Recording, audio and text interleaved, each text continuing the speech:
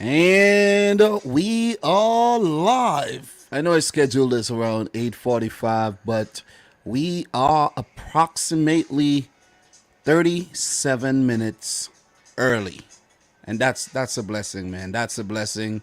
This is a big match week, and I got a Monster energy drink on deck so that I'm filled with energy throughout this nine match preview I'm about to do. I must say that I didn't watch the game today between Newcastle and Wolves. I actually forgot the game was playing. I had some things to take care of, and the house needed some toilet paper, and I had to go and pick up some toilet paper. You know what I mean? And I really forgot. Seriously, I don't know how I forgot, but I did. But I didn't even get to watch the highlights. But congrats to Newcastle on picking up that win, and it will do them a whole lot of good in terms of their Premier League status for next season. So we won't be talking about that game too much, like in depth, but we will touch on it simply because it's a game for match week 32. And even though I did not watch the game, I still got to talk about it. I don't watch every single game every week simply because the games are played at the same time. But I do take the time to watch the highlights for games that I didn't watch. So what we're going to do really quick is let's just look at the results and take a look at the one result we got so far. Well, we do have two results to really talk about. The Burnley, Everton, and the Newcastle Wolves. I am yet to watch the highlights for any of these games simply because I've been busy, man. Champions League, work, life, so on and so forth. But that's still no excuse because I'm pretty sure I had about 20 minutes spare time that I could have used to watch these highlights. Big up to Michael Olupido, Errol Brown, and Phil Mitchell in the house who says, "Hey brother, how are you? First time being here. What's this all about?" Oh man, Phil, we're talking Premier League football, man. That's what we're talking about. Well, big up to you. Thanks for stopping by. Make sure you like the video. Do appreciate that. And look, let's just touch on these fixtures really quick just to talk about the results and how they actually affect each team and the Premier League table. So, Burnley 3, Everton 2. I can't really go in depth because I didn't watch the match and I didn't watch the highlights. So I can't say, oh, that wasn't a penalty or whatever, but you got to give it to Burnley here. Nathan Collins, one of their new boys, scored first in the 12th minute. And Richarlison equalized. So this is how I'm going to see this game. The fact that Everton came back into the match and then went ahead in the 41st minute. Come on. You basically lost the game from a winning position. You see what I mean? You worked hard to come back. You worked hard to go ahead. And you give up 2 goals. J. Rodriguez and Maxwell Carney in the 85th minute. Carney actually started this game. I think Sean Dyche realized that Carney has to start games because recently he's been having Carney come off the bench. And he picked up the assist there in the 12th minute. And you could see he scored a goal in the 85th. It's nice to see Matej Vidra back on the field again. And Burnley would need all their troops if they are to survive the Premier League season. And this is a huge 3 points in the grand scheme of things because I'm telling you, they're in a serious relegation scrap. And this game was a 6-pointer. And they got 3 points. They're now 1 point behind Everton. Burnley on 24 points. Everton on 25 points. And this relegation scrap is definitely heating up big time. It's really heating up, man. So I never expected Burnley to win this game. The form that they were in and everything, I thought Everton would have put all their powers together and actually scrap to a win here, or at least not lose the game. But this is yet another loss, man. It's not looking good at all. It ain't looking good for Everton at all. And I know we got to actually talk about Everton again because they do have a big game against Man United. And I will talk about that game pretty soon. But I actually found this on Transfer Markt. And this is the results. Everton's poor Premier League form under Frank Lampard. These are the most recent results. Well, these are the results under Frank Lampard. The 3-2 loss to Burnley, the 2-1 loss to West Ham. They did manage to beat Newcastle a 0-0 with 10 men. Lost to Wolves, lost to Tottenham, lost to City, lost to Southampton. They did beat Leeds and lost to Newcastle. So they did get their revenge there against Newcastle, but only 2 wins and there's been 7 losses in there. That is not good enough. That is relegation stuff. Not even a draw. You see what I'm saying? Not even a draw. A couple of those should have been draws. Maybe a loss to Wolves. Maybe the City game. They got very, very unlucky with that one. And I think it should have been 2 wins, maybe 2 draws, and 1, 2, 3, 4, 5 losses. That would have been decent. You see what I mean? That would have been decent. That would have given him how many more points? That would have given him 2 extra points. That would have been, trust me, 2 points is big right about now. You see what I mean? So, not good at all for Frank Lampard. Everton in a whole lot of trouble. But, guys, Burnley are saying what's up. Burnley are holding on. They're fighting. They're really, really fighting because with 29 matches played, Everton do have 29 matches played. It's only a 1-point difference between the 2 teams. So, look, who got the tougher running for the rest of the season? You check Burnley. Burnley do have Norwich. That's indeed a winnable game. West Ham, that's going to be a tricky fixture.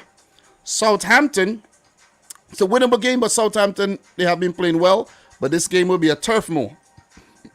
Wolverhampton Wanderers at Turf Moor as well. Wolves have been iffy lately. Watford in a 6-pointer on the road, Vicarage Road. Aston Villa, so form. They do have to play Villa twice. So they do have to at least beat them once. They have Newcastle and they got Tottenham. So I think Burnley got some. Burnley, look, with 24 points right now, let's say they need 16. They won't need a full 16 points to stay up. I think 35 points may keep you up this season. Seeing that Everton not playing that well. See what I'm saying? So it's Watford, Everton, and Burnley are really in this scrap right now. You know what I'm saying? They're really in this scrap because Watford are only 22 points. You know what I mean? Just a few points behind those 2 teams. So, look, only one of those teams could stay up. Is it going to be Burnley? Is it going to be Everton? Or is it going to be Watford? Norwich, I think, are doomed. Unless they just start winning all their remaining 8 matches, right? But right now, they're doomed. As for now, they're doomed. Everton, and they're running for the rest of the season. They do have Man United tomorrow. Leicester, Liverpool, Chelsea, Leicester again. These are some tough games. Unless they start winning games against these, well, what are these, top 10 oppositions? You're gonna, Everton's going down if they don't start winning games. You see what I mean? They do have Watford, Brentford, Crystal Palace, and Arsenal. Not a bad 4 teams to finish off with, right? We could see a situation where these teams scrap it out and one of these teams survive with like 35 points, 34, 33. You see what I mean? It's a tough run-in for both teams, but I do think Burnley have the better fixtures at the end of the season. So, big 3 points for the Clarets. As for the Toffees, yet another setback. They have to conjure up everything they got within them if they are to preserve their Premier League status. So, we are going to keep it moving and move on to the other completed match that we have before we get into the preview. What did I see at the bottom here? I saw something at the bottom here. What does this say? What does this say? I'm looking. I thought I saw something. I thought I saw something, you know. But I'll digress and move on. So look, Newcastle won Wolves nil. What am I almost said one? Newcastle 1, Wolves nil. Big up to the boy Demo Dre in the house. Thank you very much for coming through. Big up to Owen Dilworth, the boy Adam the Great, Errol Brown, everybody in here, man. Very lame Pichu, everybody in there. Make sure you smash the thumbs up button for the live stream. Doing the damn thing. And we're warming things up today with these results that we have already. So, look, Chris Wood, 72nd minute penalty. Must do his confidence a whole lot of good, seeing that he definitely has not scored enough goals since he joined Newcastle. But this is yet another goal. I think this is only his second goal, but both goals definitely have come in winning efforts. So, Chris Wood, penalty in the 72nd minute. Wolverhampton Wanderers failed to reply. As I mentioned, guys, did not watch this game. And I'm not going to get too deep into this one as well. But yet another match, Ruben Neves out. Could see, didn't come off the bench. He's out. And I think Raul Jimenez as well. So they having a little setback there. I did see something that Ryan Fraser hobbled off with an injury there. 13 minutes. So that's not good at all. And let's hope he's okay. I did read an article that, well, I didn't read it. I just run across something that says Bruno Guimaraes had a big role to play in this win as well. So, look, I got to commend Newcastle. I really got to commend them. Huge effort. The fight to get out of the relegation zone, it was indeed a good one. And Newcastle will be a Premier League team next season. And I think it's safe to say that. I really think it's safe to say that. They have gone through a little rough patch there as of late. And that win was well needed because for Newcastle, they had lost their 3 previous matches and have now bounced back with a big win. 34 points, 7 matches to go. And with only 6 points needing to get to that 40-point mark, where it is said that that 40-point mark is survival, right? They got 6 games, well, 7 matches, I should say. You got Leicester, Crystal Palace, Norwich, Liverpool, Man City, Arsenal, and Burnley. These are tough games. I think they'll get the 6 points. Where they'll get them from, guys, I'm not going to attempt to predict that right now. Because Liverpool, Man City, those games are going to be tough. They're going to have to pick them off of Arsenal, Burnley, Norwich, Palace, or Leicester. Because I don't think look, if they manage to get something out of Liverpool or City, it could definitely have serious repercussions on the title race. So that's what's in store for Eddie Howe and Newcastle. I'd like to just say congratulations to the Geordies. Yet another season in the league. And it would have been a shame if they got taken over by the Saudis and then go down into the championship. So for Wolves, Bruno Lage and his boys, another setback in their quest for European football. Right now, Wolves are 8th, 49 points. They have lost 2 of their last 3 games. And if they had managed to pick up points in those matches, let's say they had picked up 4 points, they would have currently been above both West Ham and Manchester United in that Europa League spot. And just 1 point behind Arsenal and Tottenham. But they do have 32 games played. That's 3 more than Arsenal. That's 1 more than West Ham. That's 2 more than United and 2 more than Tottenham. So I think Wolves might just miss out on that European spot, the Conference League or the Europa League. But you never know with United's form, and you never know. You never know. So they would still have hope there and continue looking to pick up those results. 6 matches remaining for Wolverhampton Wanderers. I'm not going to get too much into this match because I did not watch it. Just want to talk result right about now. And they do have City left to play, but their next game is against Burnley.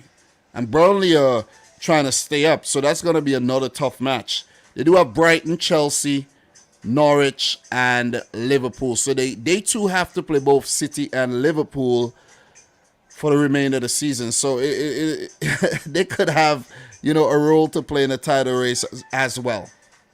So, look, that's my thoughts on this game. Big up to Newcastle for that win. Hard luck to Wolverhampton Wanderers.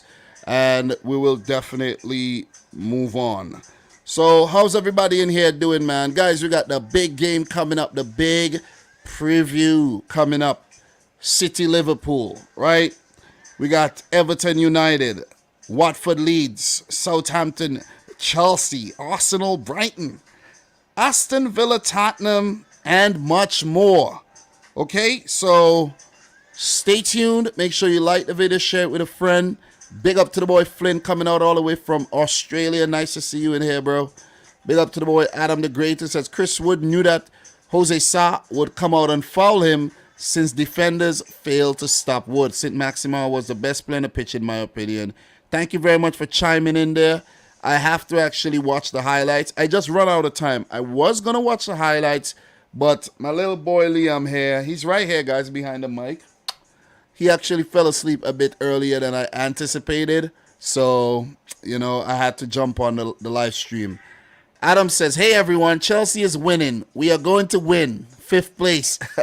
I love that one, man. I love that one. You know, I would have actually loved to hear what you had to say about Chelsea, but I'm a bit strapped for time today, so let's actually continue with this preview and let's get this done. Let's start things off with the match between Watford and Leeds. Okay, that's how we're gonna kick things off today. Watford versus Leeds United. Guys, make sure you like the video if you haven't yet done so. You know what I mean? I shouldn't have to be reminding you guys to do this. This should just be automatic, okay? Get into the habit of liking the video. Okay, guys, do appreciate that. It helps to send the positive signals to YouTube to keep, you know, putting the stream in front of people's eyes. So, Watford Leeds. Last game, Liverpool 2, Watford 0. Leeds 1, Southampton 1. So Watford needing to bounce back. Leeds just needs to consolidate on their current strong form under their new boss, Jesse Marsch.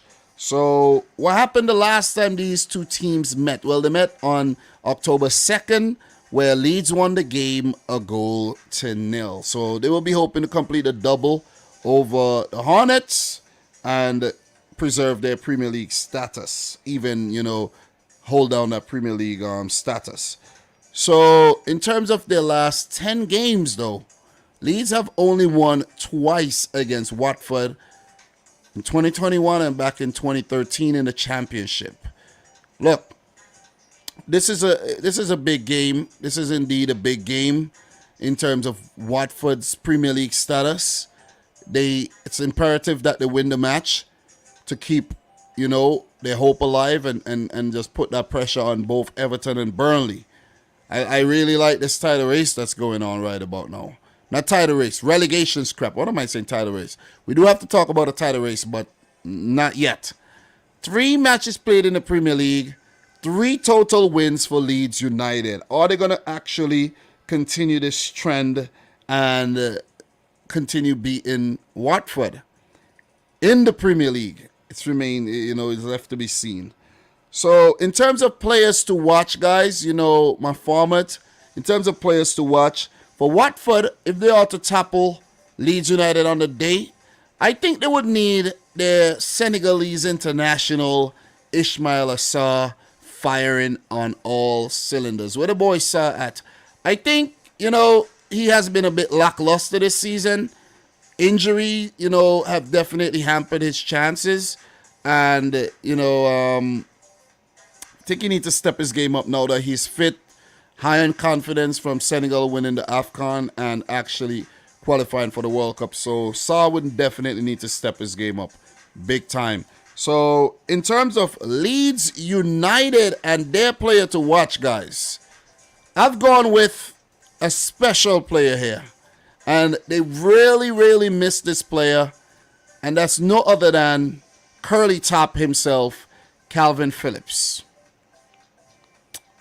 I think he's the man that makes Leeds United tick. And Jesse Marsch is very lucky to have him back after that long injury layoff where Leeds struggled a lot when Bielsa was in charge. in the absence of Calvin Phillips. So let's see how these players perform on the day. But I think these are the key men to keep an eye on. So there's other big players, but I picked out these two, for a reason.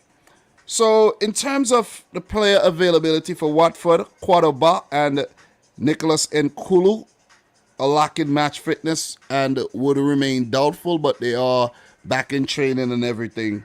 For Leeds United, they have a longer injury list with Tyler Roberts out for the rest of the season, Patrick Bamford missing this game, Junior Fairpo out, Jamie Shackleton out, Joe Gelhardt is actually doubtful for this, and Leo Helde, the young centre-back, he is fit again. Well, I should say defender, he's fit again and will come into the mix.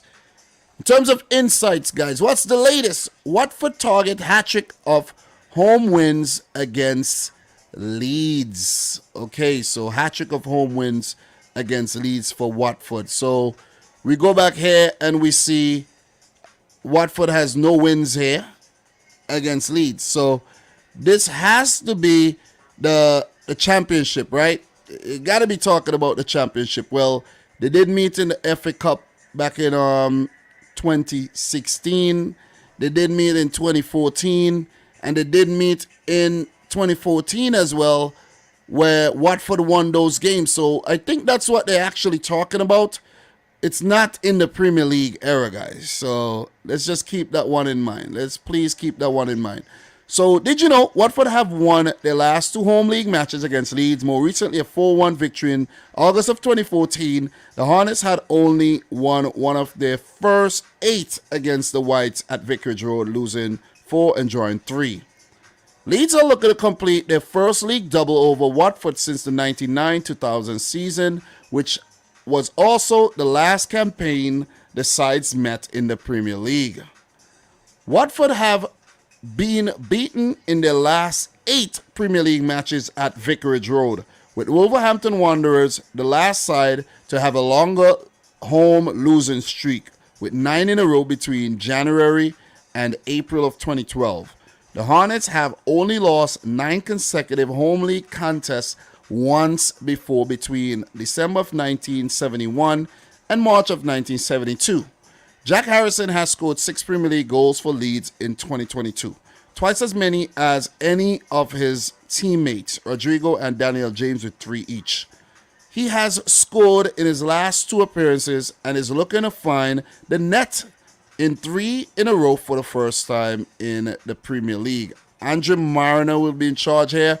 And guys, for the first match that we're previewing today, for my prediction, I'm going to actually go with a 2-2 draw. I'm going to go with a 2-2 draw. I know Leeds look good on the Jesse March, you know what I'm saying? But for Watford, they need results badly. And I have a feeling they're going to pick up a point in this game. Against Liverpool, they did create some chances that they failed to take.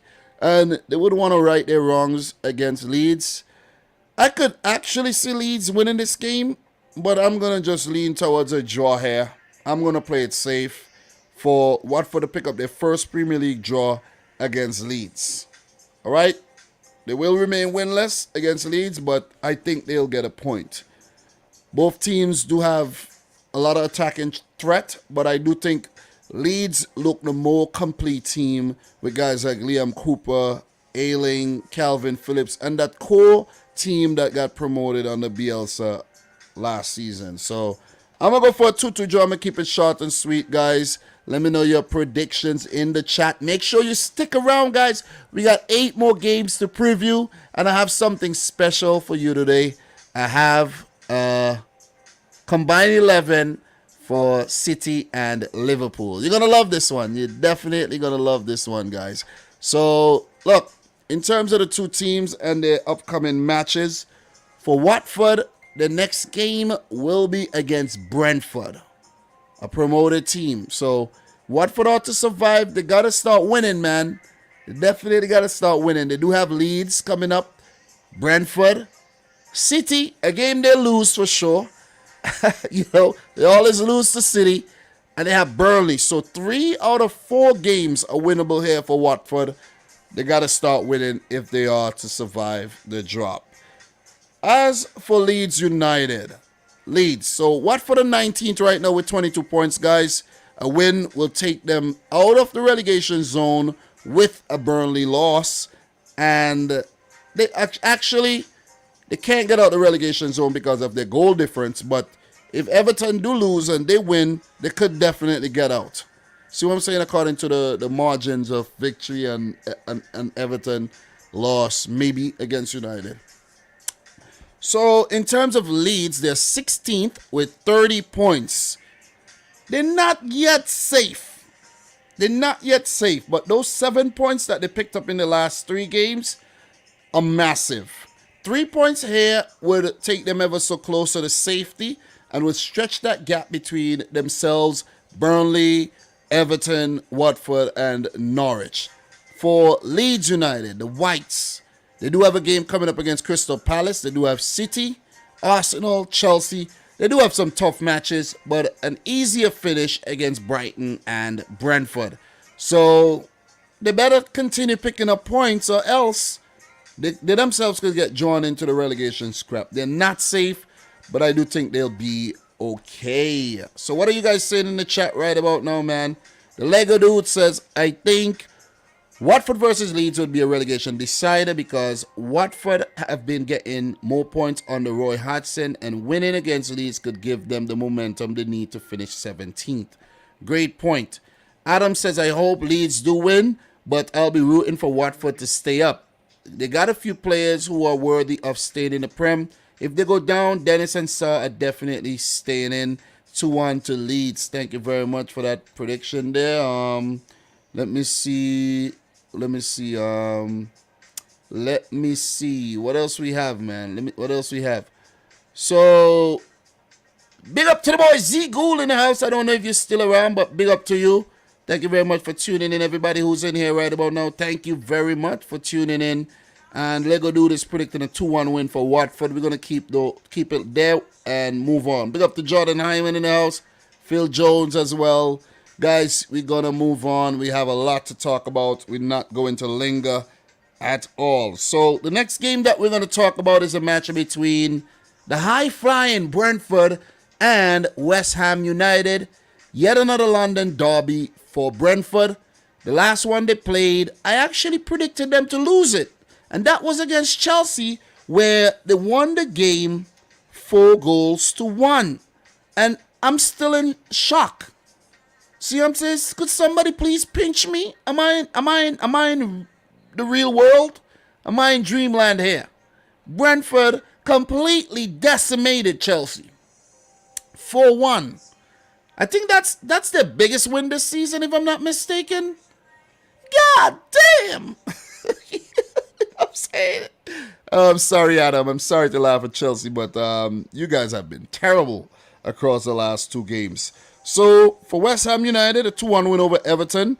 And in the Europa League, a 1-1 draw against Lyon after going down to 10 men, where Cresswell did see red.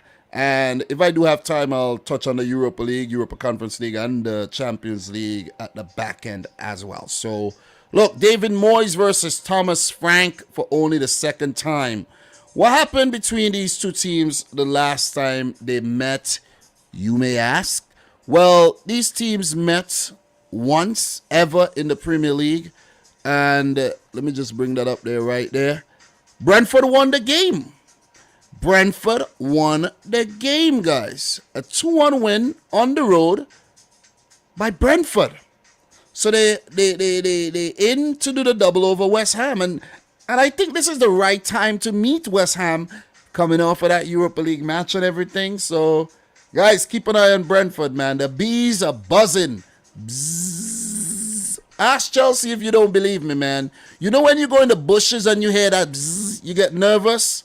Yeah, I think these other London oppositions need to be very, very nervous right now when it comes to Brentford. Look, David Moyes' 2 matches against Brentford have been losses. Okay? Let's keep that one in mind as well. So in terms of players to watch, guys, for Brentford, I'm going to go with the Dane, the dynamic Dane, Christian Eriksen. Let me get his picture up on the screen, man. Come on. Let's put some respect on Christian Eriksen's name. The man is a miracle. You know when you talk about a miracle baby? Christian Eriksen is a miracle baby. See what I'm saying? Man almost died at the Euros. Came back strong, very, very strong for both club and country. He's basically playing for a country right now because this team is full of Danes, you know what I mean? I like what Brentford got going on, the culture and everything of the club. And it's nice to actually see them survive. They'll survive. They'll definitely survive, guys. You know, big up to Demo Drake. Guys, smash up the thumbs up button for the live stream, man. Come on, we could do a lot better. Make sure you guys like the video. We could do a lot better. Don't make me have to interrupt the thing to remind you guys to smash up the thumbs up button. We do have 23 thumbs up though, Demo Dre. I think you actually need to refresh your thing.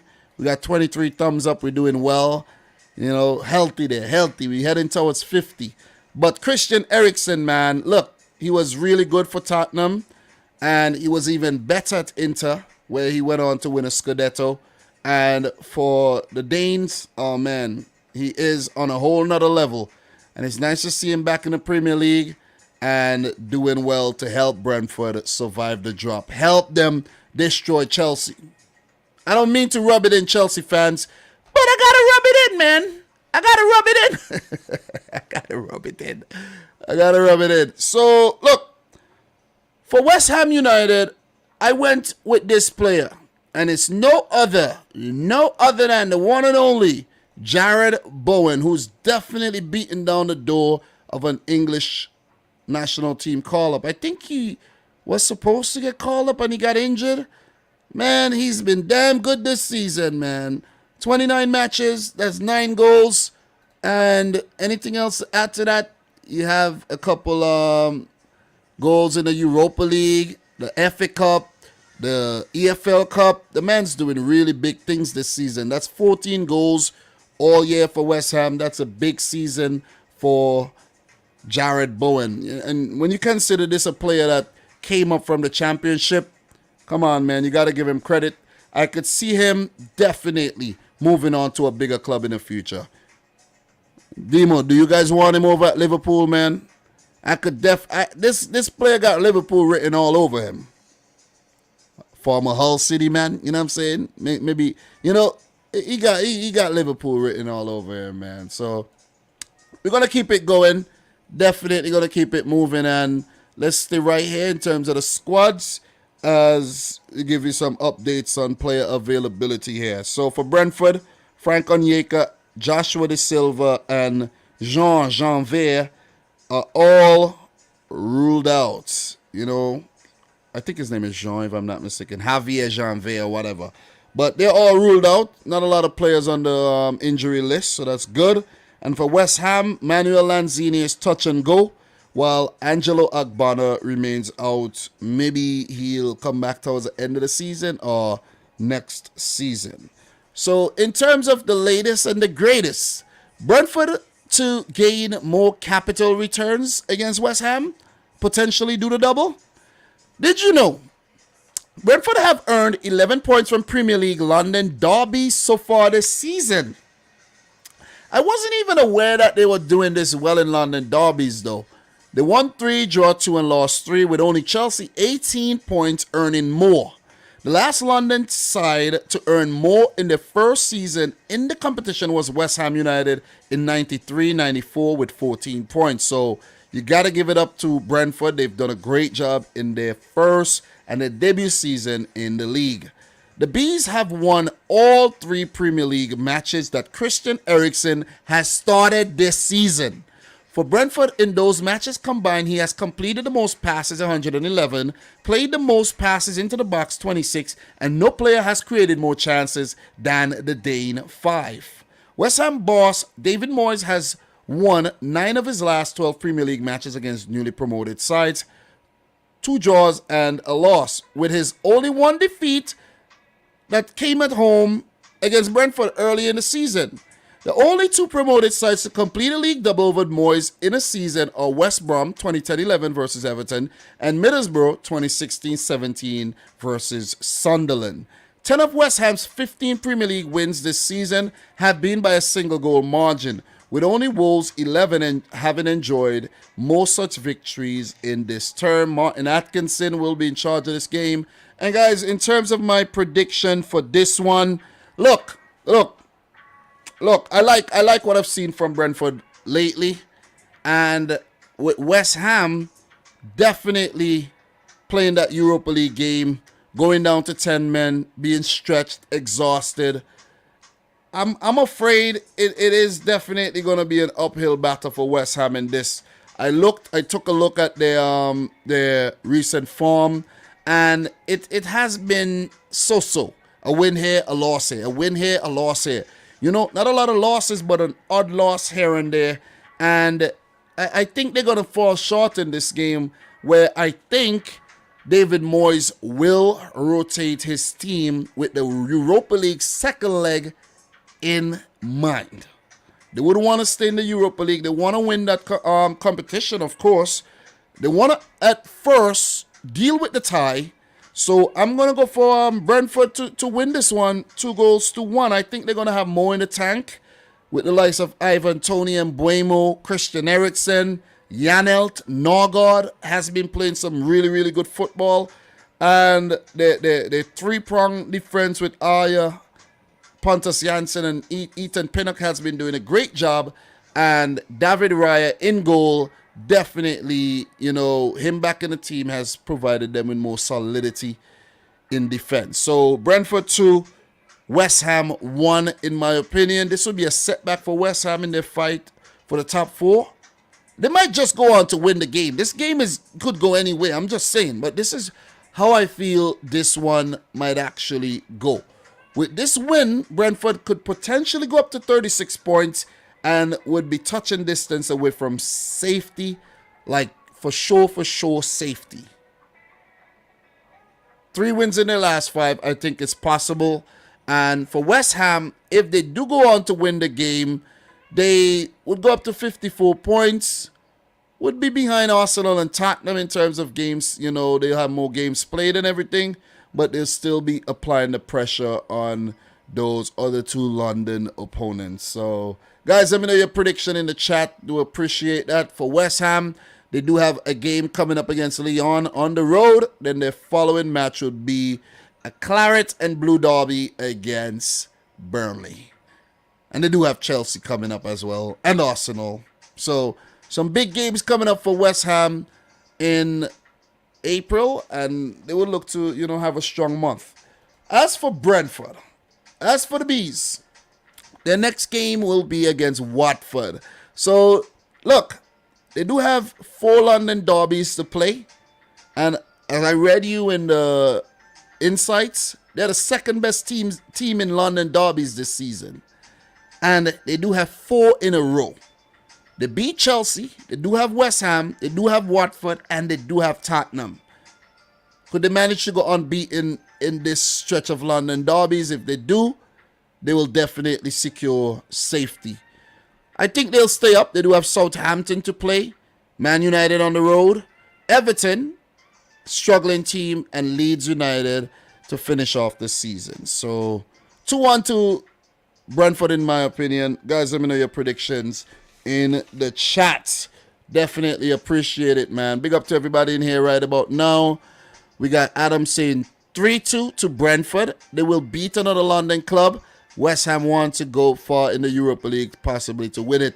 Lego Dude, I think since Brentford are currently on their good patches of form, they will win this one 2-1. Big up to Michael Olopido, 2-2 draw.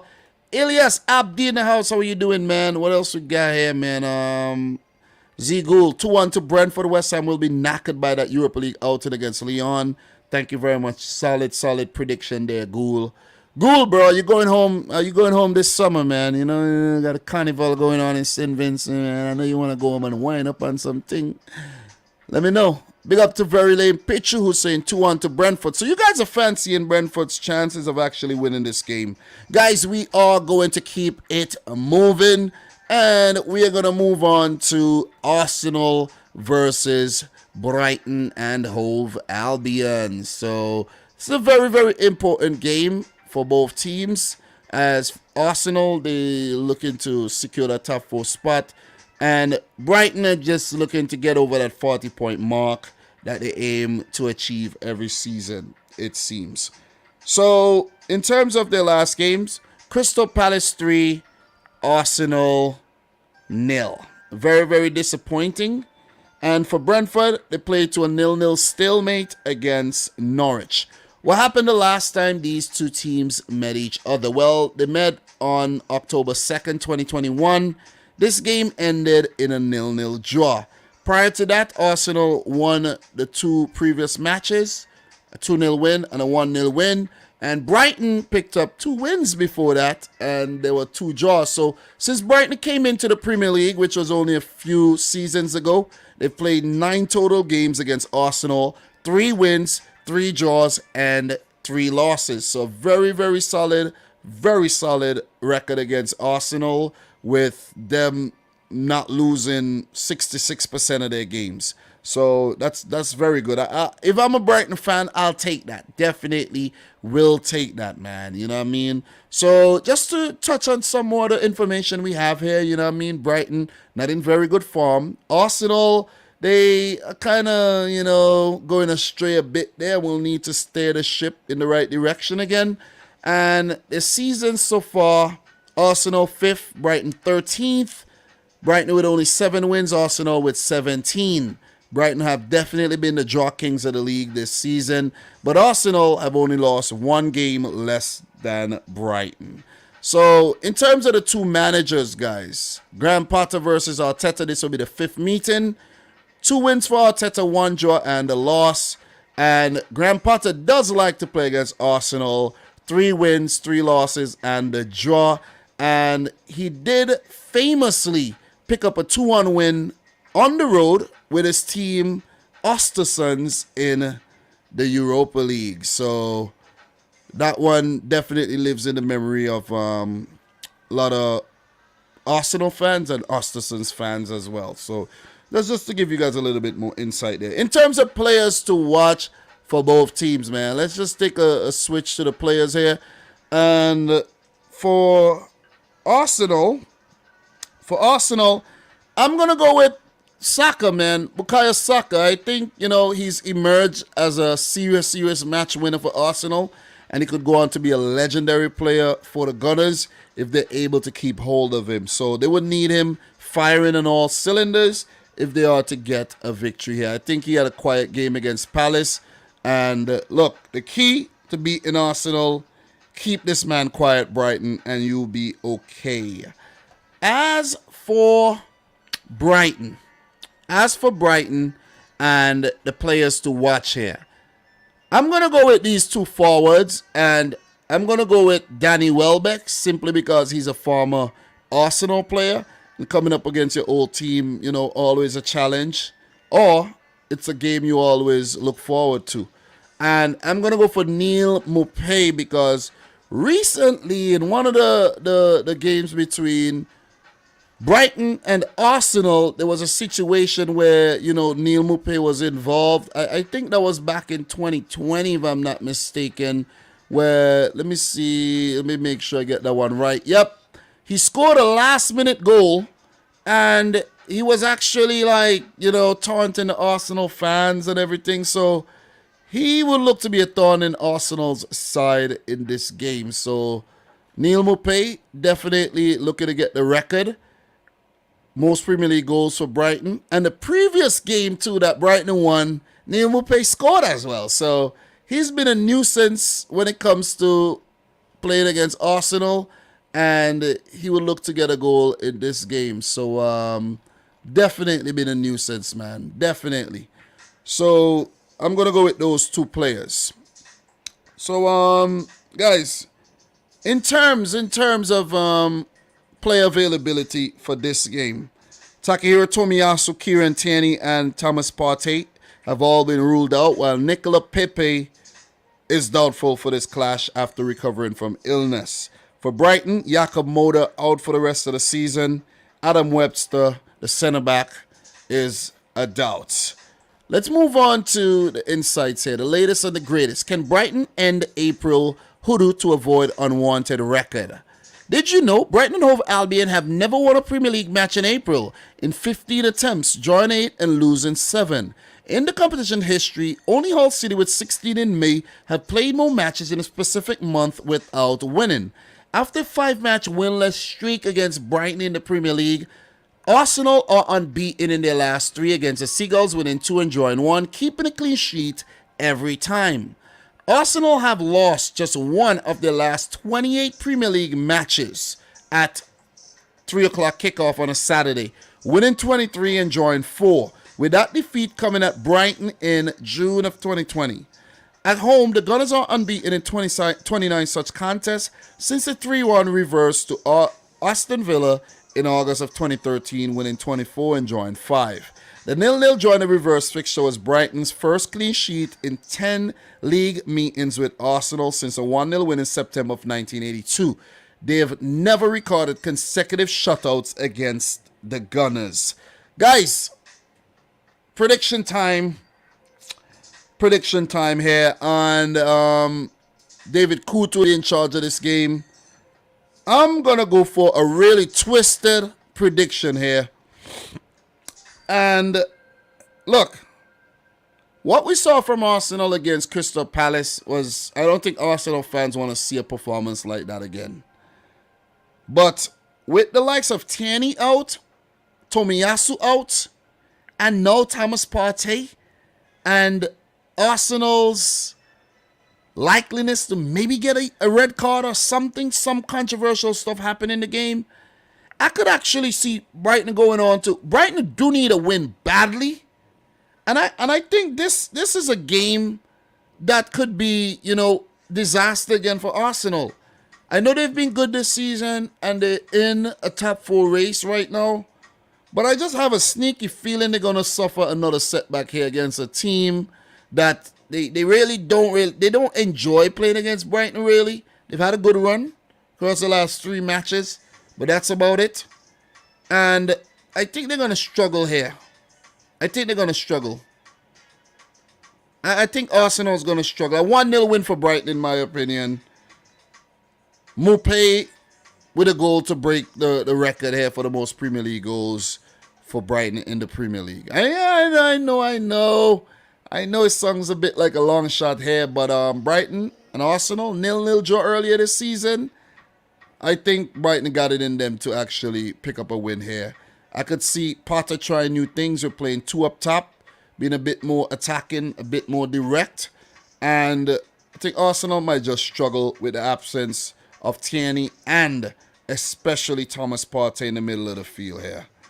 It's going to be interesting to see who comes in, whether we're going to see Odegaard drop back deeper.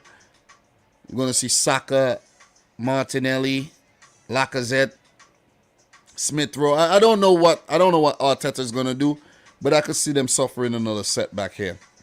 It's a Premier League game, could definitely go any which way, but I have to make a choice, and I'm gonna go for a kind of a left field prediction here. Seeing that Brighton are not in good form, but guys, that's the Premier League, man. That is the Premier League for you. So if Brighton do manage to pick up 3 points here, they will go up to 37. And they need to win badly. They have not won a game for some time. Brighton's last win in the Premier League was February 12th against Watford. And that followed by a loss to United, a loss to Burnley, Aston Villa, Newcastle, Liverpool, Tottenham, and the draw against Norwich stopped the bleeding. They do face Arsenal and Tottenham in the next 2 games. And then Man City. It's a very, very tough run-in for the Seagulls. But I think they're going to get the better of Arsenal here. As for the Gunners, look, a win would put them past Tottenham. 57 points. It's imperative that they win the game. As I said, they do have a good chance of winning the match. If we do check the win probability here, Arsenal do have a 58% win probability with Brighton and only 18% win probability. But I'm going to go with the 18% here. Arsenal, they listen, forget what I say. Arsenal got to go out there, forget about the Crystal Palace game and win this match. They do have a match coming up against Southampton. followed by Chelsea United and West Ham. That's a tough run-in. That is a tough run-in indeed. So this one, if they do win it, it could give them the confidence to go on to pick up points, big points in the other matches. So 1-0 to Brighton in my opinion, guys. I'm going to do a prediction in the chat. We'll definitely appreciate that. If you haven't yet liked the video, please do so. Thanks again, for all those who have smashed the thumbs up button. And we're doing well, 28 thumbs up, but we could do a lot better. Let's get that closer to the 50-point mark. Okay, so who we got in here, man? Who we got in here? So what we got, man? What we got? Adam is saying Arsenal will want to win to put pressure on Chelsea, and as it seems, as of late, Chelsea are losing big and we might lose to the Saints. Arsenal with a 1-0 win, narrow, but will do the job. So, let me see. Zigul is saying 1-1 draw. Don't trust this young Arsenal team to come off of a confidence-shattering 3-0 against Palace and win this. They are a confidence team, and therefore, I think they'll slip up. So, well said. So, what else we got? Big up to Botak Ching in the house, who says, good morning, Dominic. I'm so excited for Liverpool versus Man City. The title race is on. Can't wait for the game. I have no worries about the game. All right. I think you're lying, bro. You're very worried about the game. Big up to the boy Josh Byrne in the house, who's saying a 2-1 win to Arsenal. Very lame Patriots saying a 2-0 win to Arsenal. And we got Lego Doodoo saying that's true. The only thing Brighton have going for them is that there's some teams below them that are somehow even worse, and they have a harder fixture schedule. Brighton would be okay, guys. Brighton are not getting relegated. Brighton will be fine. Come on. They have a good cushion above the other teams. So, with that being said, I'm going for Arsenal to lose this game. Guys, look, it's a Premier League. Who predicted Chelsea to lose 4-1 to Brentford last week? Not me for sure. So, we're going to move on to Leicester versus Crystal Palace. We're doing well, man. We're doing well, and I hope everyone in here are also doing well. Look, 52 minutes in, we talked Everton, Burnley, we talked Newcastle Wolves, and we've already touched on 3 of the matches that's coming up this weekend. We're doing good. But before we do move on, let me take a sip of my energy drink. I'm drinking a Monster today. I couldn't find a Red Bull. It's very sweet, but I need to keep the energy levels up,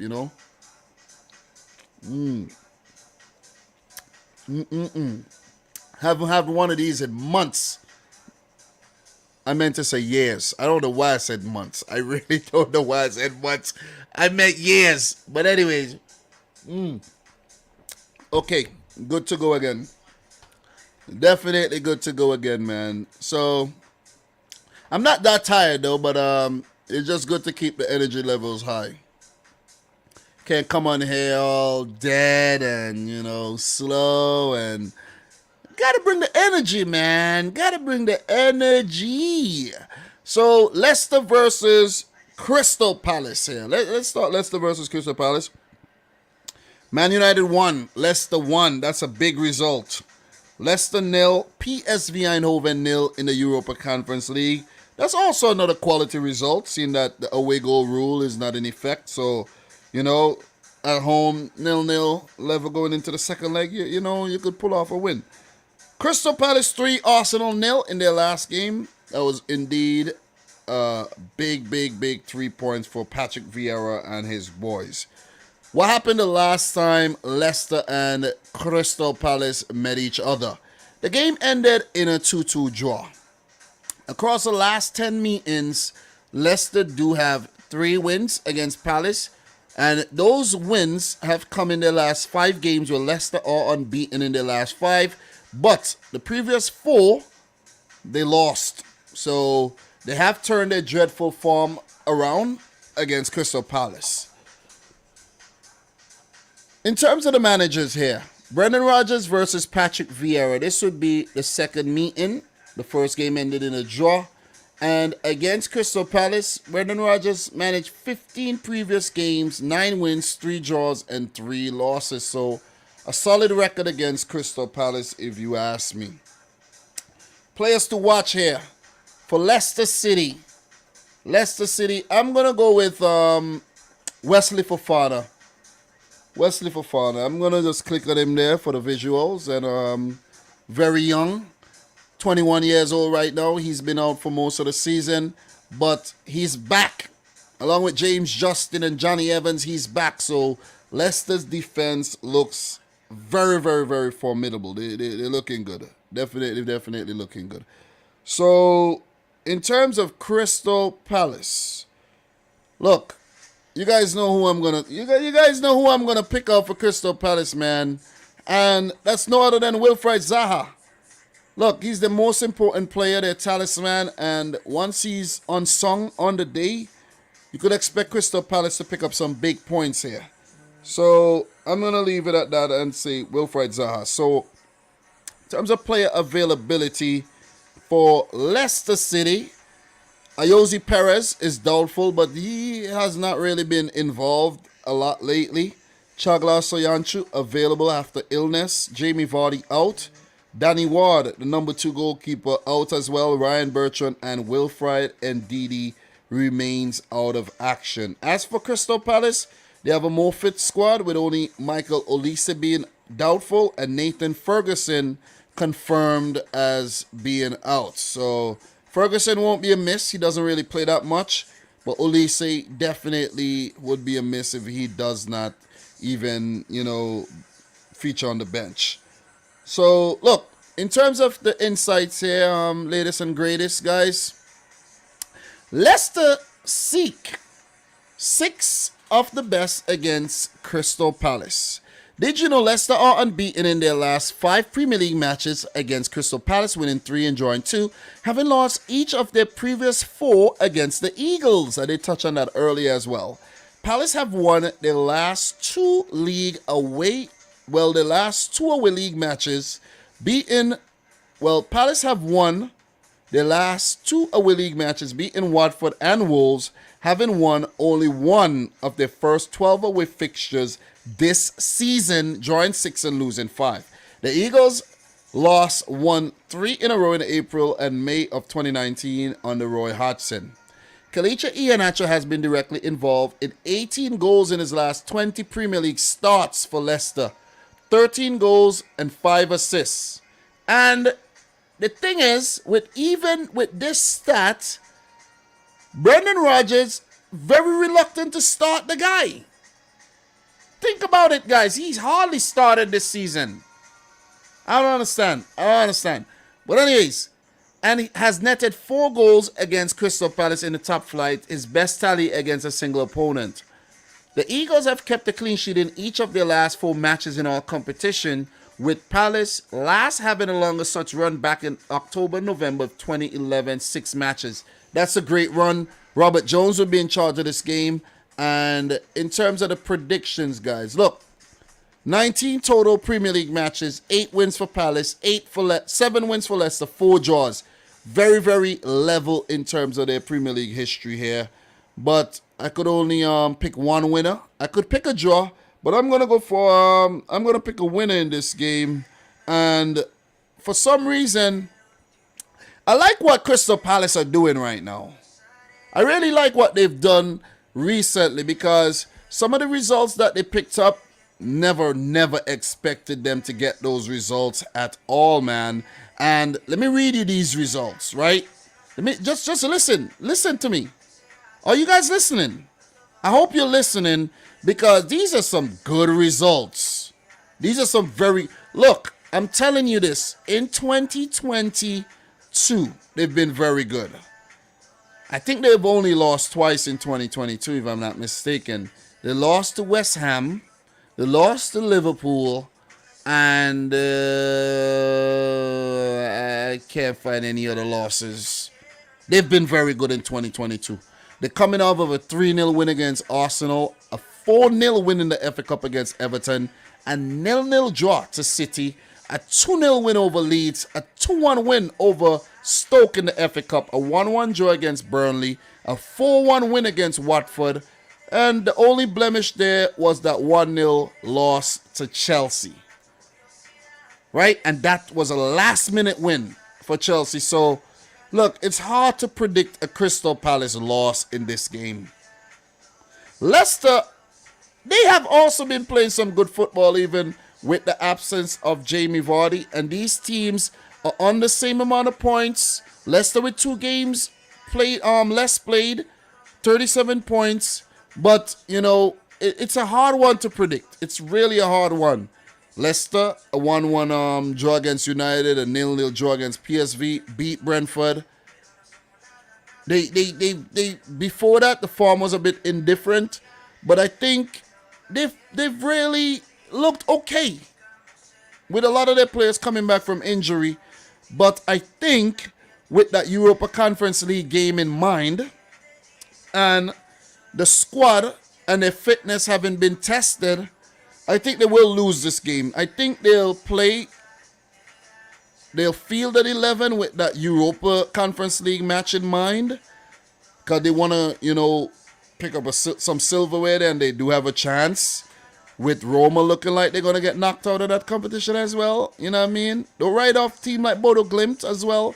You know, don't write off, you know, Feyenoord and Slavia Praha and those teams. Let's not write off any teams, right? But I think Crystal Palace are going to win this one 2-1. It's going to be a good game, but Palace would just edge it in my opinion. Their forwards high on confidence. You talk Mateta, you talk Zaha, you talk Jordan Ayew. Conor Gallagher is playing some really, really good football. And their backline looks very, very good, man. Very, very steady with the likes of Mitchell, Guehi, Anderson, and of course Klein, Guaita in goal. Look, man, Palace 2, Leicester 1 in my opinion. Guys, it's a Premier League game. It could go any way, but this is just my prediction. Okay, share yours in the comment section there. I will definitely appreciate it. For Leicester, the next game will be the second leg against PSV Eindhoven. So 3 days to recover. I don't think they want to overexert the team after having played on Thursday. So I'm going for Crystal Palace to take advantage of that. Then the next Premier League game will be against Newcastle, Everton, and then Aston Villa. As for Palace, who with a win in this game, if they do manage to win, they'll get over the 40-point mark, which would be very, very good for Patrick Vieira, which means that his first season in charge of a Premier League team, first season in charge of Crystal Palace, would be a success indeed. He would try to finish top 10 and, you know, try to capitalize on, build on that, I should say, next season. They do have an FA Cup semi-final against Chelsea. Struggling Chelsea team coming up on Sunday, the 17th of April. And then they do have a game against Newcastle United on that Wednesday, followed by Leeds. They do have a very good fixture list coming up for the end of the season, where they do finish off the season having to play, you know, why am I seeing a game against Manchester United scheduled here for July 19th, 2022? They already scheduled a friendly against United, so I don't know why that's there, but yeah. Anyways, so Palace 2, Leicester 1 in my opinion. Guys, share your predictions in the chat. Big up to the boy Flynn. Thank you very much for the super chat there, who says, I can't wait for the combined 11 for Liverpool and Man City. The Trent debate will start again. To be honest, I think you could beat him in a... Bro, I could put money on this. I'm not even joking. You guys might think I'm joking around. Dominic Richards. I almost said my real government name there. My real name is not Richards, but my mom's name is Richards. But look, I can beat Trent Alexander-Arnold in a race. No cap whatsoever. No cap. Let me take my cap off. If you think I'm capping, let me take off the cap and show my shine head right now. I can beat Trent Alexander-Arnold in a foot race. Let me put on my running shoes. He put on his running shoes, and I'll smoke that ass. Okay? Smoke. Yeah, Josh. I almost said it, bro. Almost said it. Yeah, no big deal. You know what I'm saying? No big deal if you know my government name. You know what I mean? My name is my name, you know what I mean? Ain't got nothing to hide, man. I'll bet money on Trent, bro. You'll lose. I'm telling you this. You will lose. Last summer, I raced with my wife's brother. He is 18 years old. 18. I smoked him. Smoked him. Okay? All right? Smoked him. Anyways, we're going to keep it moving, though. But thank you definitely there, Flynn, for the super chat. Appreciate it, man. Big up to Smith Yoon. 2-0 to Palace. Dracula was saying Man City 3, Liverpool 1. I like that prediction, bro. I like it. I like it. Zigul, when you get on the City versus Liverpool game, is bear smoke coming here with Dominic, especially what Jamie Carragher said about best rivalry in the Premier League? I didn't see what Jamie Carragher said, though. But, Adam, I think Palace will remain unbeaten against Leicester, and they got big confidence boost. Leicester have had a bad season considering their standard. Their only hope for Europe is winning the Europa Conference League. Palace 2, Leicester 1. 2-2 draw, says Ghoul. Very lame Pichu, a 2-0 win for Palace. What else we got? Save the same energy. Okay, maybe you guys are talking. Why not drink green tea, Dom? Green tea has not given me energy, guys. And I think, Adam, if you drink tea while you're tired, you're only gonna fall asleep, bro. Because it's gonna relax you. It's gonna serve as a relaxer, and you're gonna fall asleep. You know what I'm saying? For me, that is. I don't know what it is. I could drink caffeine and still fall asleep, bro. I don't know what it is. So I'm going to stick to the energy drink here, man. It's also for the energy, guys. Also for the energy. So, yeah. Drinking some Monster right now. Not the safest ingredients, but, you know, I'm going to drink me some riboflavin, some niacin. Got some vitamin B6 and vitamin B12. It doesn't have any sugar, though, guys. It's not sugar. It's sweetened by something else. So it tastes sweet for you to enjoy it, but it does not have any sugar, okay? No sugar. But it has a lot of crap in there. And I'm going to drink it still because it's like a kind of miracle drink that gives you wings of some sort. And a Red Bull gives you wings. Monster give you claws.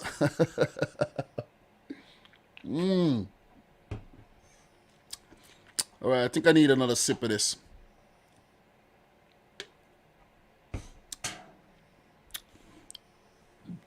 All right, intermission, man. Intermission. Let's take a breather. How's everybody in here doing right about now, man? Been working hard, man.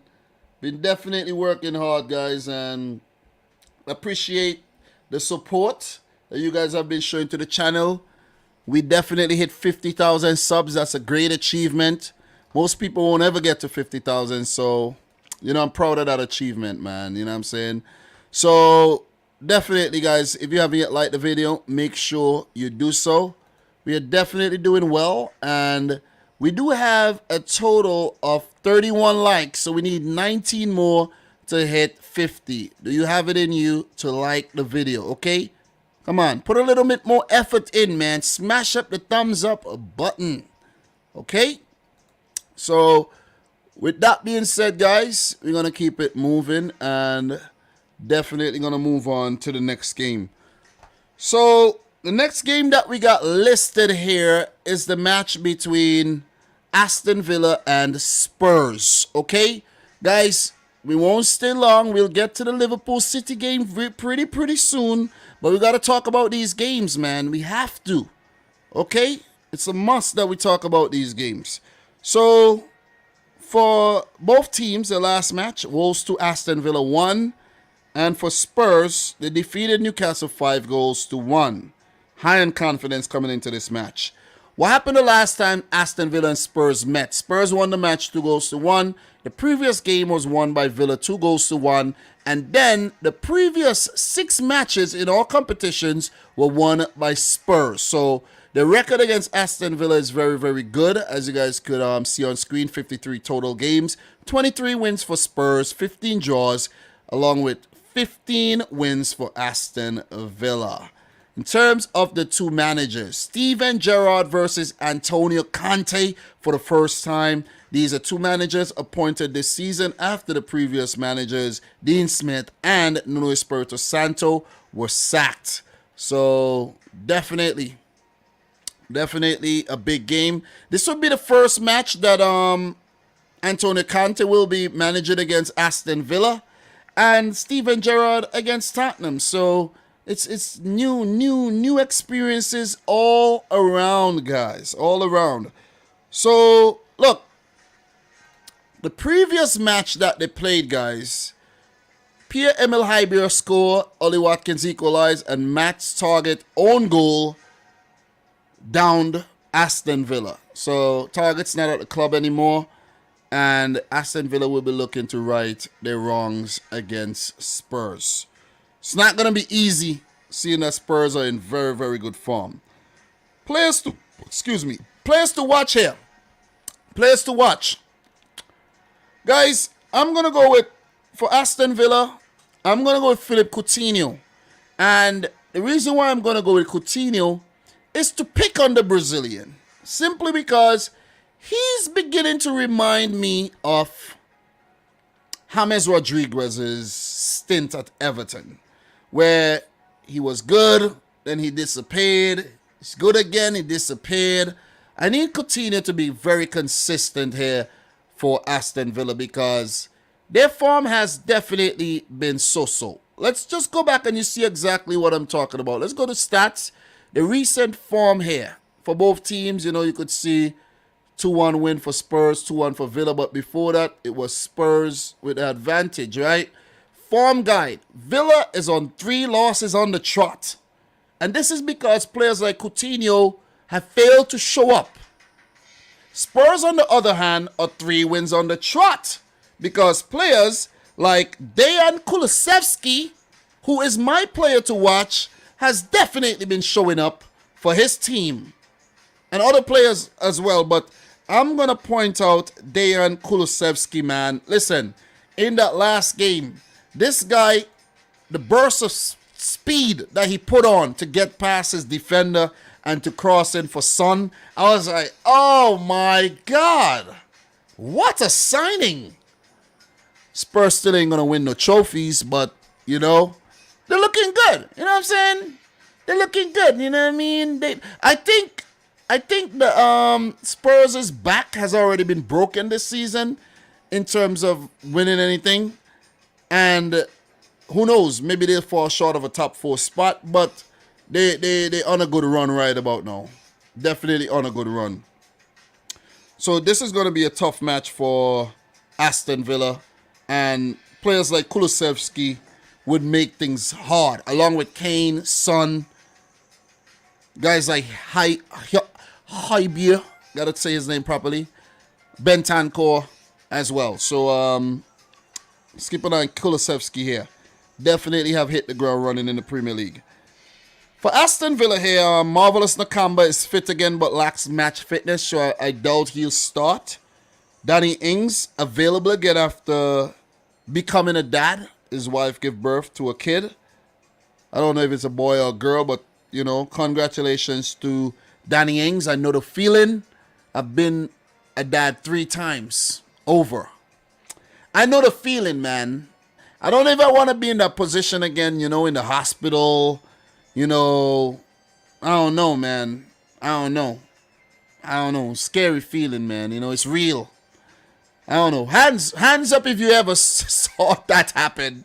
If you ever saw a woman giving birth. Hands up in the air. Hands up. Saw it 3 times, man. And I won't get into detail, man. I won't get into detail because you guys might say, Dom, you a bad boy. I'm not going to get into details, but who knows. So Luka Dean is doubtful. Emi Buendia is also doubtful, and Courtney Howes is a doubt for this match. But, of course, when I say doubt, I mean they could be on the bench or they could even start the game or be out altogether. For Tottenham, they're fitter side these days with only Japhet Tanganga, Ryan Sessegnon, and Ollie Skip remaining out. These players have been out for some time as well. So, in terms of insights, did you know? The latest and the greatest here. Spurs seek 7th straight win at Aston Villa. Tottenham Hotspur have won their last 6 Premier League away matches at Aston Villa. Only against the Villains themselves have they had a longer winning away run in the league history, 7 between 1950 and 1956. Aston Villa have won just 2 of their last 20 Premier League matches against Spurs, join 3, and losing 15, both away from home in April 2015 and May of 2021.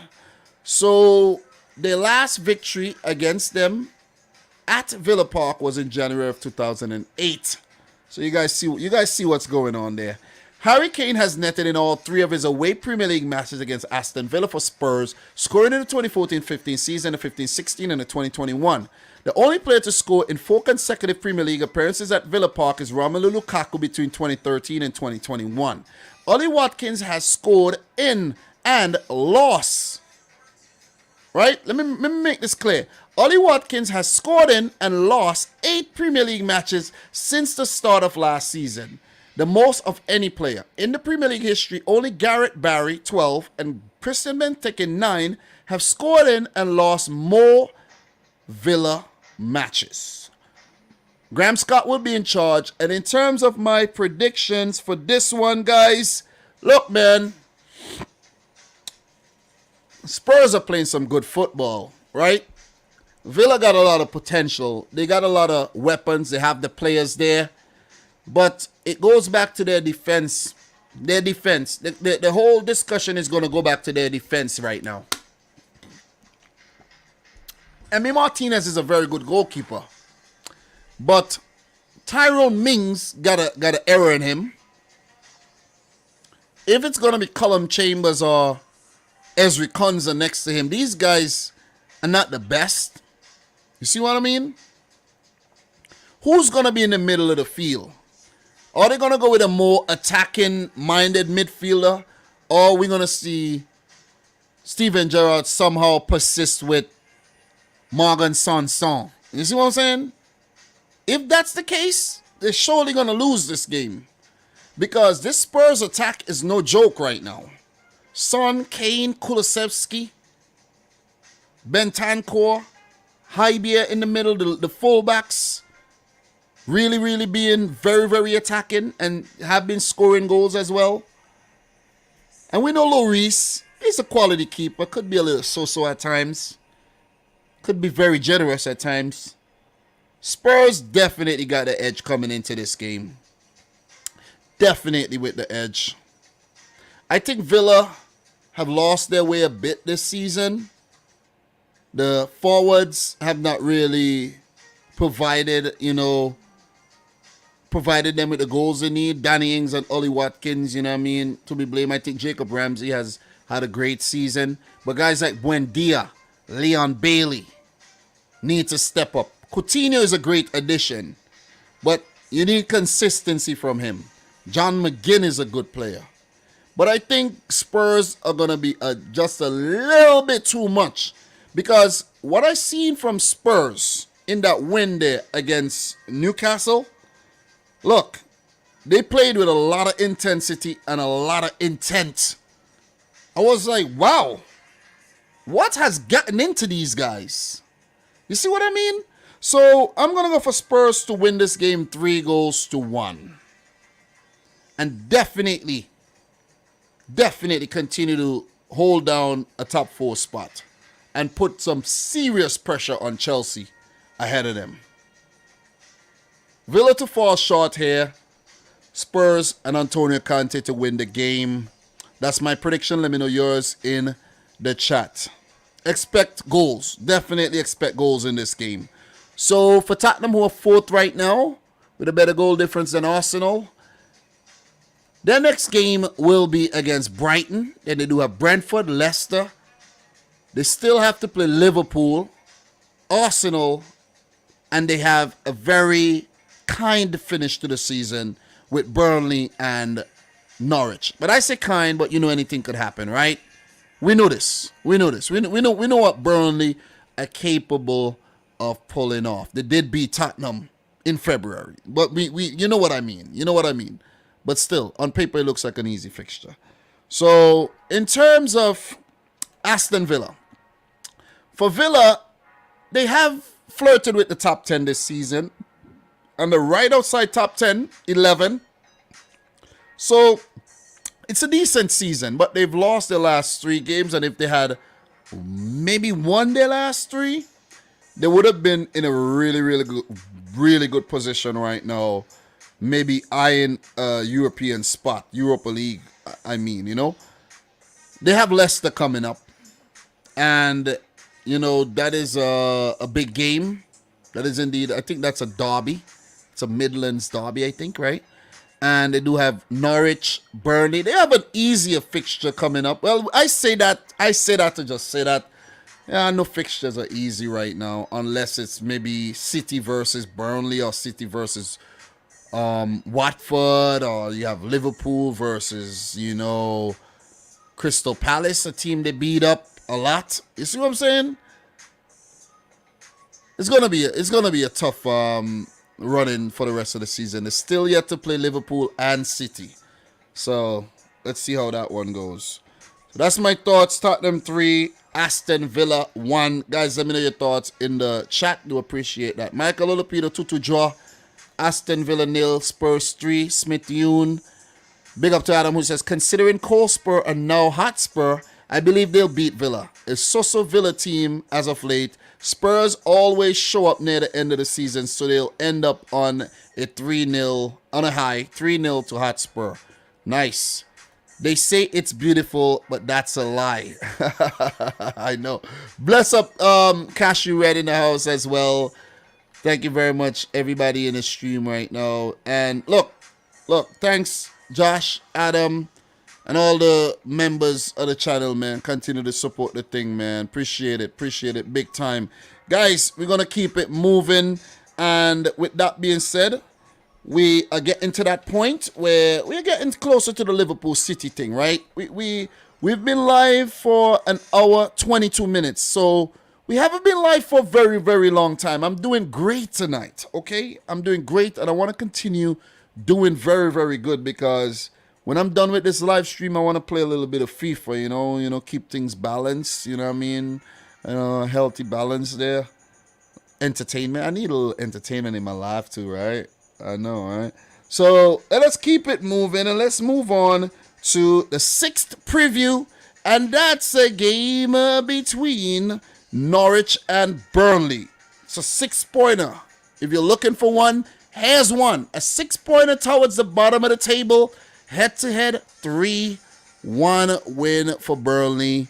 And, well, 2 wins for Burnley and 1 draw. So Burnley are unbeaten against Norwich in the Premier League. So now we got that out the way in terms of their last game. For Norwich, a 0-0 draw against Brighton. And for Burnley, a big win against Everton, 3-2. I did talk about Burnley already in this live stream, and we're going to talk about Burnley again, okay? And this is very, very important, because I want to mention some things about Burnley here. Look, in their last game, it was a 0-0 draw back in October of 2021. The previous game, Burnley won it 2-0. Norwich won the previous one. That was in the FA Cup, a 4th round game. And Burnley actually picked up a win in the previous game. So in the last 3 Premier League matches, Burnley have won 2 and drawn 1. Those are the only Premier League matches between these 2 teams. They have met a lot of times in the Championship, but we're not going to get into that right about now. Norwich coach Dean Smith versus Sean Dyche for the 6th time.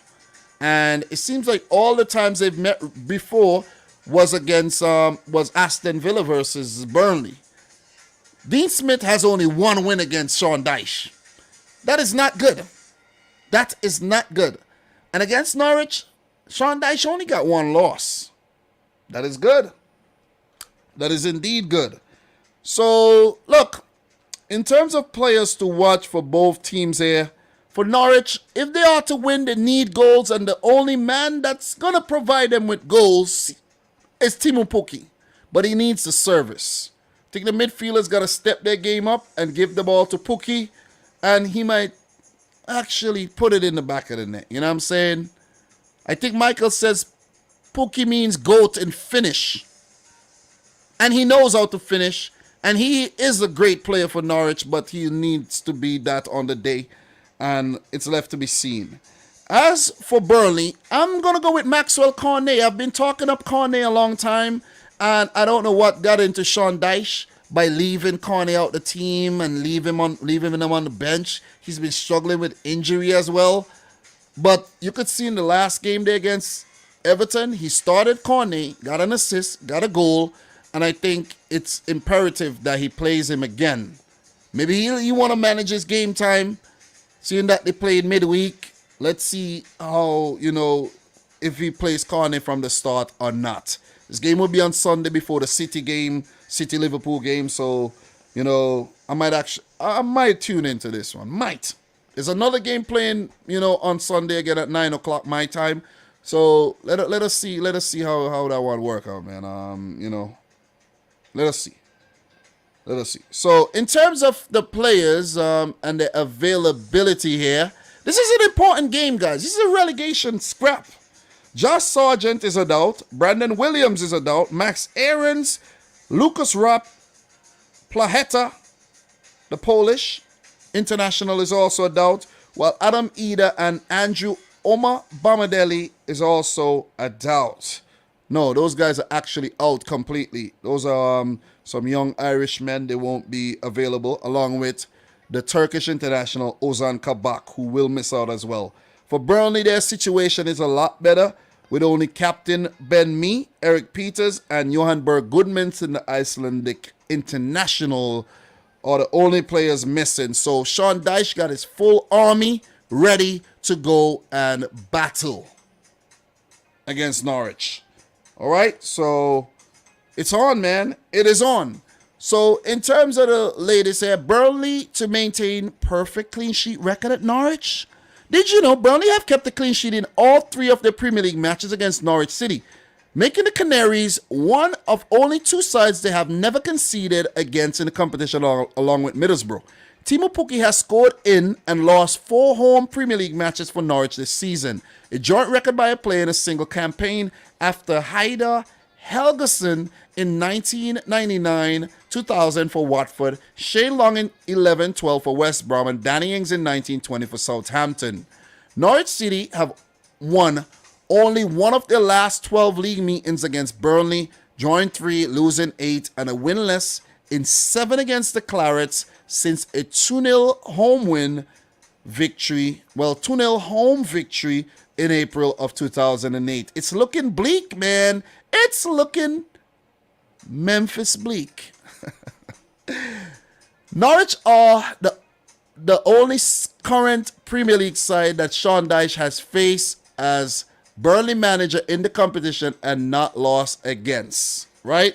Norwich are the only current Premier League side that Sean Dyche has faced as a Burnley manager and not lost against. 3 matches played, 2 wins and 1 draw.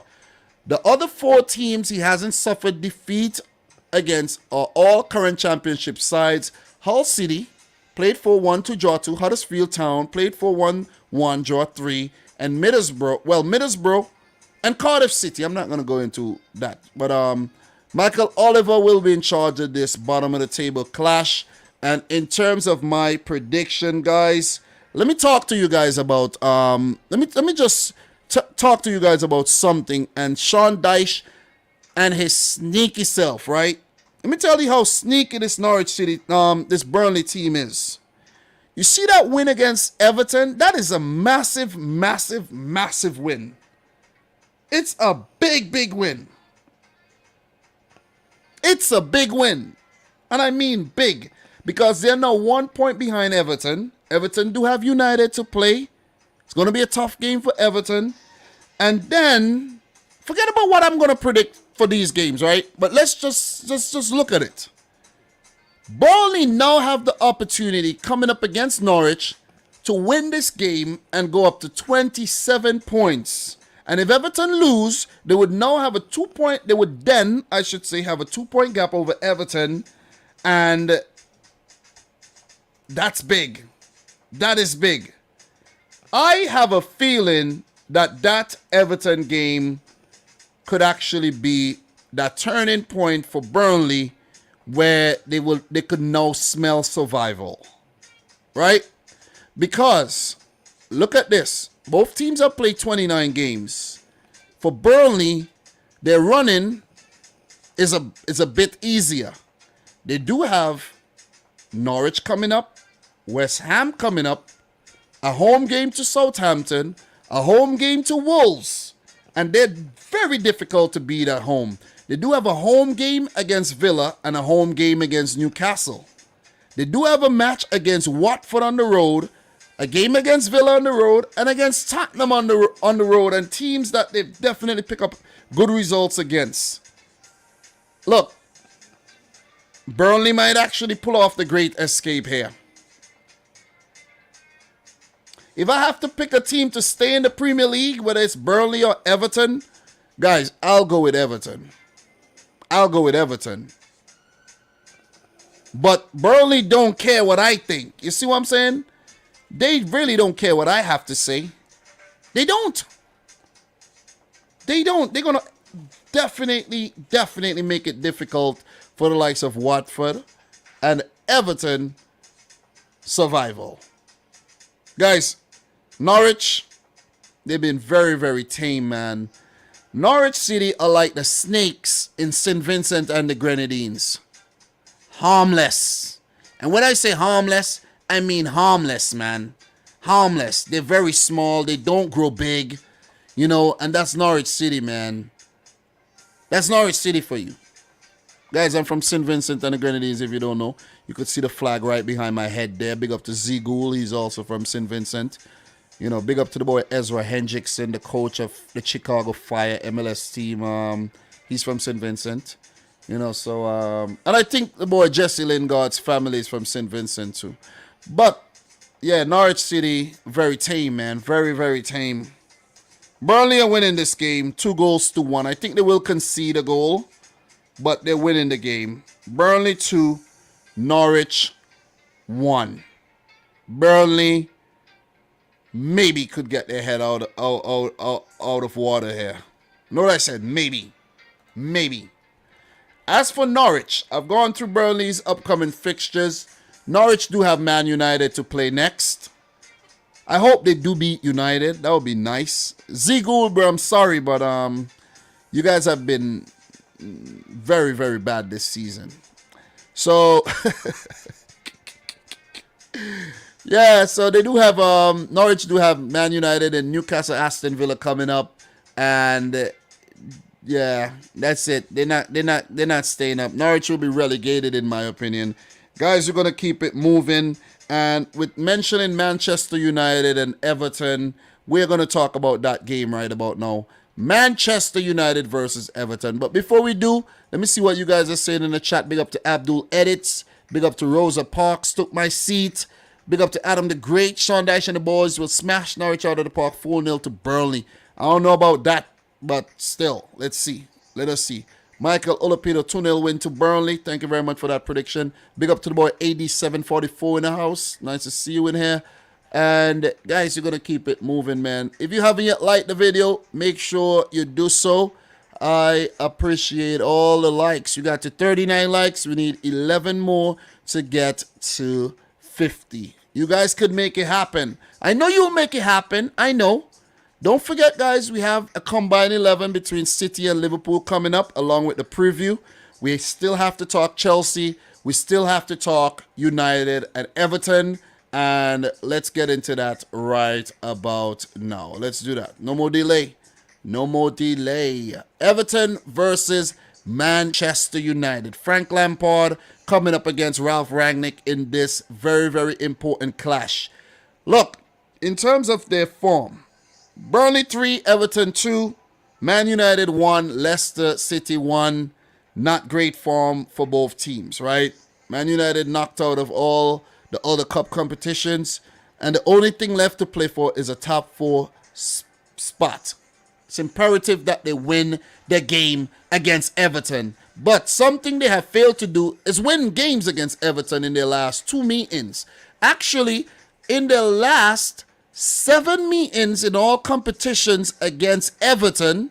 And if I want to narrow it, let me narrow it down even better for you, right? Let me just narrow this thing down. In their last 6 Premier League meetings, Manchester United, right? Manchester United. Let me let you guys know exactly what's going on here. Have only beaten Everton once. Once. This is not good. This is not good. And this dates back to 2019, where Everton picked up a 4-0 win at Goodison Park against United, followed up with a 1-1 draw, another 1-1 draw. That loss I talk about happened in November of 2020, just before the pandemic, a 3-1 win to United. And after that, in the league, the last 2 games played at Old Trafford, 3-3 draw and a 1-1 draw. This season, when Everton, guys, do you believe this? Everton were actually 5th after match day 7. Everton were 5th. How they got themselves in this position? Man, I don't mean to curse, but I don't fucking know, man. Seriously, I don't know. Seriously, I really don't know how they found themselves in this position at all. It's just been a horrible, horrible run by Rafa Benitez and now Frank Lampard. I don't understand what's going on. They have been heavily hampered by injuries as well. So, I don't know, man. Look, Ralph Rangnick versus Frank Lampard for the first time. Rangnick versus Everton for the first time. This will be Lampard's 7th game against United. He has 2 wins, 3 losses, and 1 draw. Not a bad record if you ask me. Not a bad record at all. So, all-time Premier League matches, Everton do not have a great record against United, but the last 6 games, good record. 13 draw total, 9 wins for Everton, and 37 wins for Manchester United. Pardon me there. In terms of their home record, it has been better, right? 7 out of the 9 wins in their Premier League history against United have come at home. 7. 5 out of 13 draws have come at home as well. So that's definitely a good sign there for Everton. If they are to achieve anything, it could be in this game. It could be in this game. In terms of players to watch here, for Man United, for Everton, let me start with Everton. I'm going to go for Richarlison. He scored a brace in the last game. He's coming off of a good period with Brazil. 3 goals in the international break as well. So he's in good goal scoring form. But Everton as a team needs to manage games better. And they need to support their front man. You see what I'm saying? Calvert-Lewin comes to mind. Iwobi, Demari Gray. These guys got to step up their blood cleat game, man, if Everton are to survive. Right? For United, I'm going to go for Bruno Fernandes. Not Ronaldo, but Bruno Fernandes. He's pulling the strings in the midfield. He's a goal threat. And once he plays well, United, more often than not, does well. So, look, in terms of the player availability here, look, for Everton, Nathan Patterson is out. Yerry Mina is 50%, close to return. Allen and Michael Keane are back from suspension, and I think these guys will start the game. Andre Gomes is a doubt. Well, for Andros Townsend and Tom Davies, they will definitely miss the game. And Danny van der Beek, the Manchester United loanee, is unable to face his parent club. Just so you know. So no Danny van der Beek in this game. Insights. Well, look, I'm jumping the gun. United, Luke Shaw, Rafa Varane, Scott McTominay, and Edinson Cavani are all ruled out, which means that we're going to see Alex Telles. We might actually see, who knows, who are we going to see at center back in this game? Maybe Eric Bailly, Phil Jones, maybe? Phil Jones? Nemanja Matic? Paul, I don't know, man. I don't know. These are some big misses, but a positive is that Cristiano Ronaldo is available again after a bout of illness, and Jesse Lingard, who has not really been featuring, is back from illness as well. Maybe unrelated to the Cristiano Ronaldo injury. The latest and the greatest, Everton seek back-to-back victories at Goodison Park. Everton are looking for consecutive home league wins for the first time since September. Manchester United have won 37 Premier League matches against Everton. Only the Red Devils themselves, 38 versus Spurs, have beaten a single opponent more often in the competition's history. Man United's Bruno Fernandes has been directly involved in 6 goals in his 4 Premier League appearances against Everton, 4 goals and 2 assists, including 4 and 2 at Goodison Park, 3 goals and 1 assist. The last Man United player to score in 3 consecutive away league matches at Everton was Ruud van Nistelrooy between December of 2001 and 2004, February. Oh, remember the Flying Dutchman, guys. No Everton player has scored more Premier League home goals this season than Richarlison, 3. Though he's not netted at Goodison Park in the league since December, John Moss would be in charge of this game. Guys, my prediction, look, I'm going to go for a shocking prediction here. Look, more often than not, I do predict Man United to win. But, look, it's the Premier League we're talking about. Teams bounce back from horrible runs. Teams bounce back from horrible losses. And for some reason, for some strange reason, I might be wrong here. I might be wrong, but I think Everton's winning this game. And I'm not saying this because I'm a City fan and I want United to lose every single match they ever play. I just have a good feeling about Everton in this game. Their backs are against the wall. They need a win big time.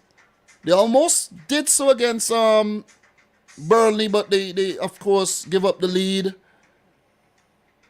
I have a feeling they're winning this game. Something tells me they're winning this game simply because I cannot trust Manchester United.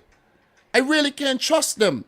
The results that they picked up this season, some of these results are shocking. You see what I mean? The 1-1 draw to Leicester City, right? That's not so shocking, but still, you expect them to beat Leicester at home in front of 73,000 fans. At home against Atleti, lost. Lost the game to City, right?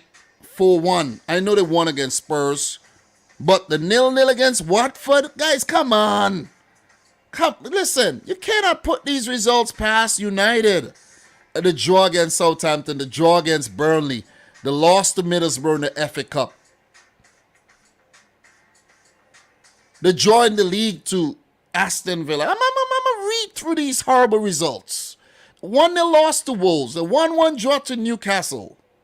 Okay?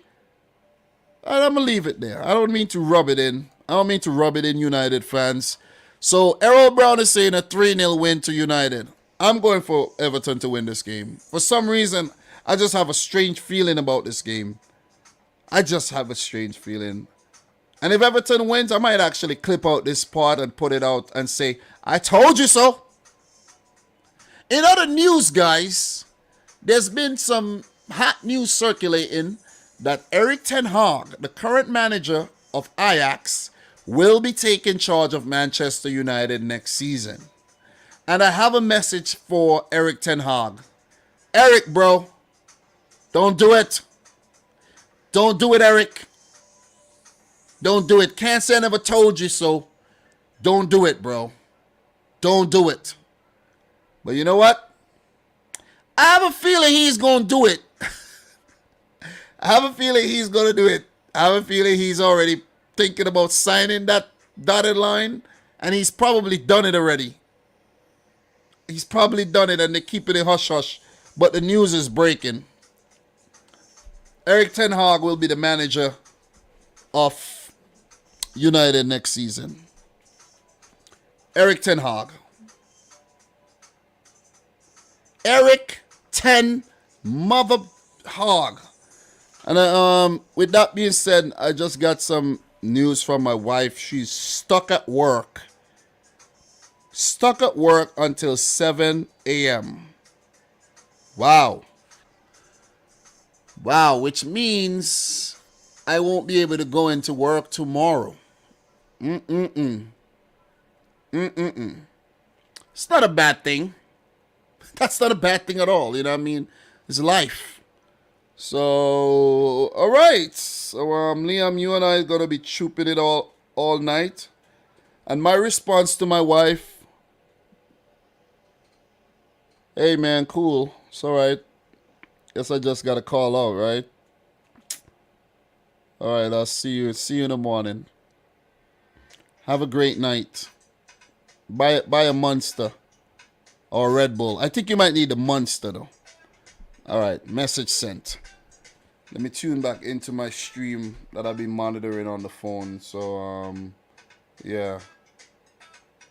Yeah, man. Guys, you see, I'm a busy man, man. I'm a busy man. I'm a very, very busy man. Very, very, very busy man. And, you know, things like this. This is probably the second time this happened. But she actually left early enough for me to go to work. So, tomorrow, won't be able to go in. I could go in late. I could go in a little late and not have to call out. But nah, I'll just take the sick day. I got one more sick day. I'm going to just take it. I'm going to take it. So I'm going for Everton to win this game, guys. For some reason, I have a good feeling about it.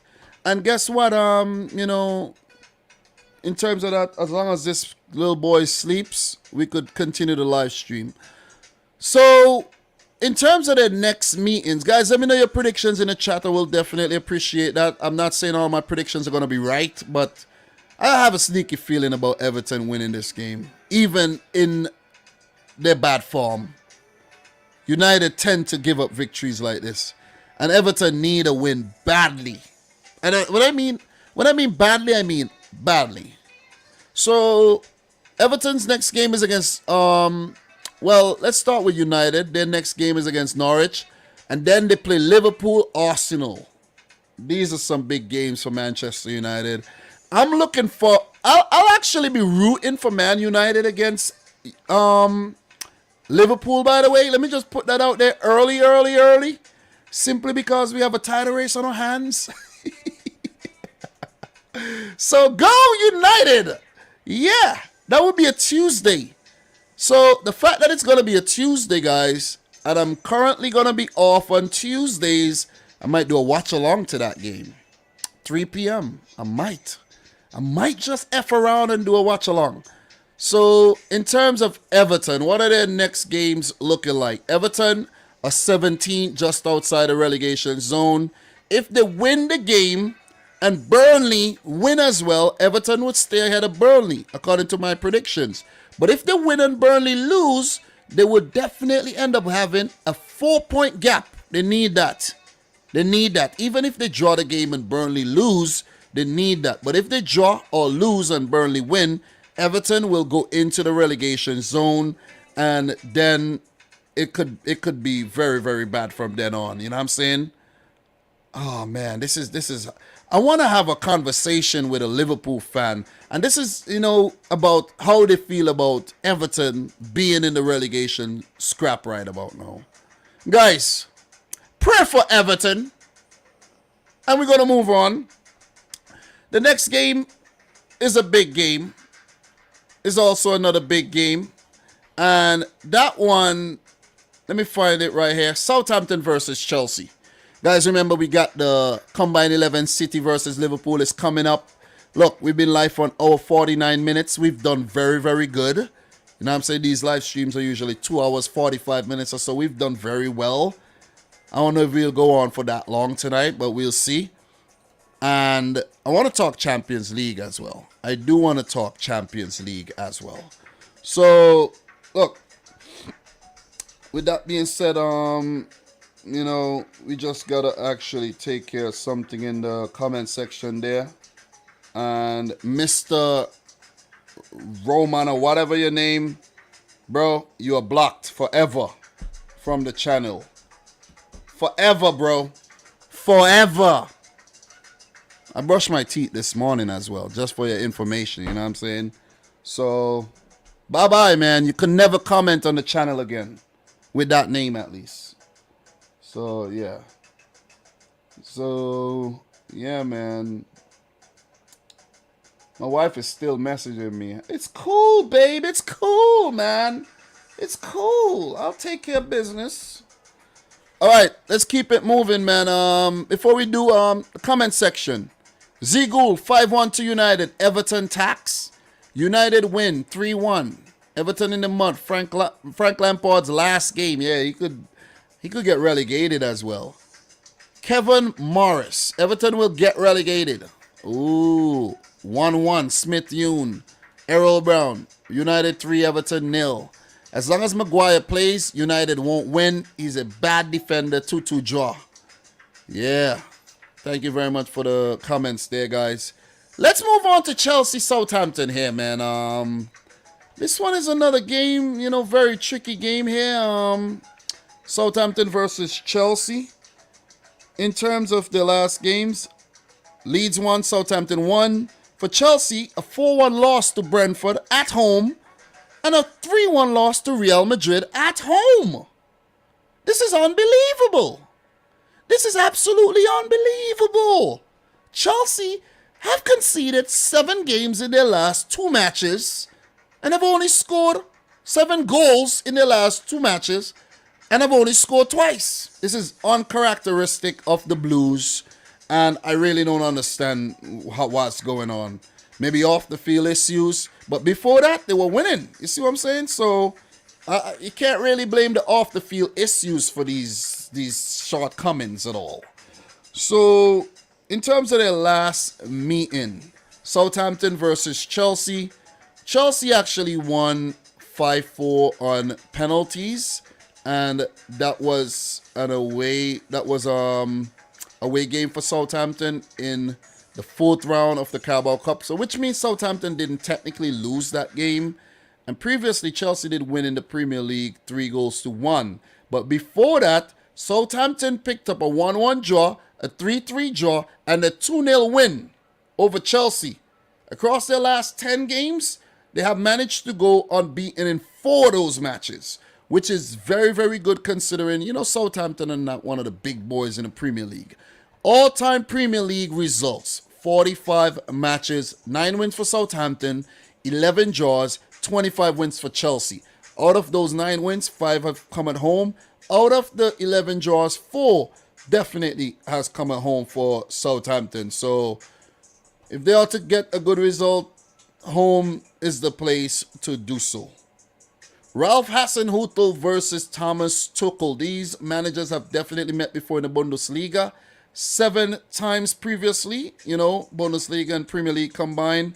And Hasenhüttl, however, have only picked up 1 win against Tuchel and a draw with 5 losses in the mix. Against Chelsea, he's managed 1 win, 3 draws, and 3 losses. While for Tuchel, he's unbeaten against Southampton with 2 wins and a draw. So, in terms of the players to watch here, for Southampton, guys, James Ward-Prowse, a difference maker, where you could be 1-0 down, last kick of the game, a free kick, from range, James Ward-Prowse could step up and earn you a point. You see what I'm saying? If it's a draw, last kick of the game, he could step up and earn you 3. That's the power of the man. I think he's the best free kick taker in the entire world that we know of. That's what we know of. You see what I'm saying? There might be some little free kick taker in one of them other leagues, and he's very good, but we don't know of him. But from what I've seen, man, this guy is very good. This guy is damn good, man. When it comes to free kicks, you think James Ward-Prowse. You know what I'm saying? James Ward-Prowse. All right, my wife says she's going to try to get somebody to work.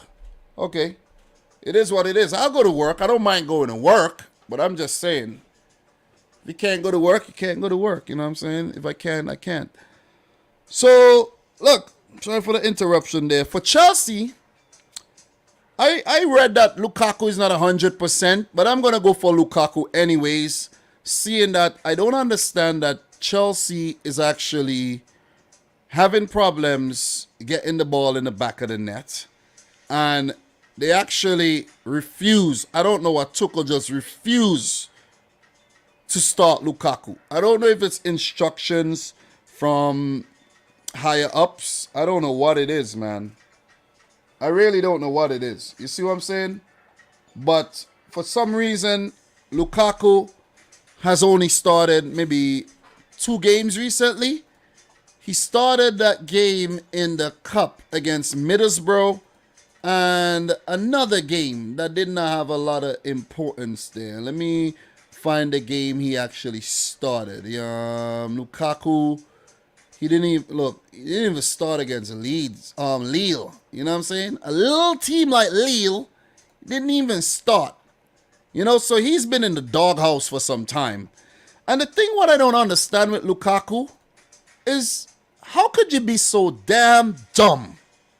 How could you do an interview like that after such a big move, big money move, and you acting like if you want to be at Inter Milan still?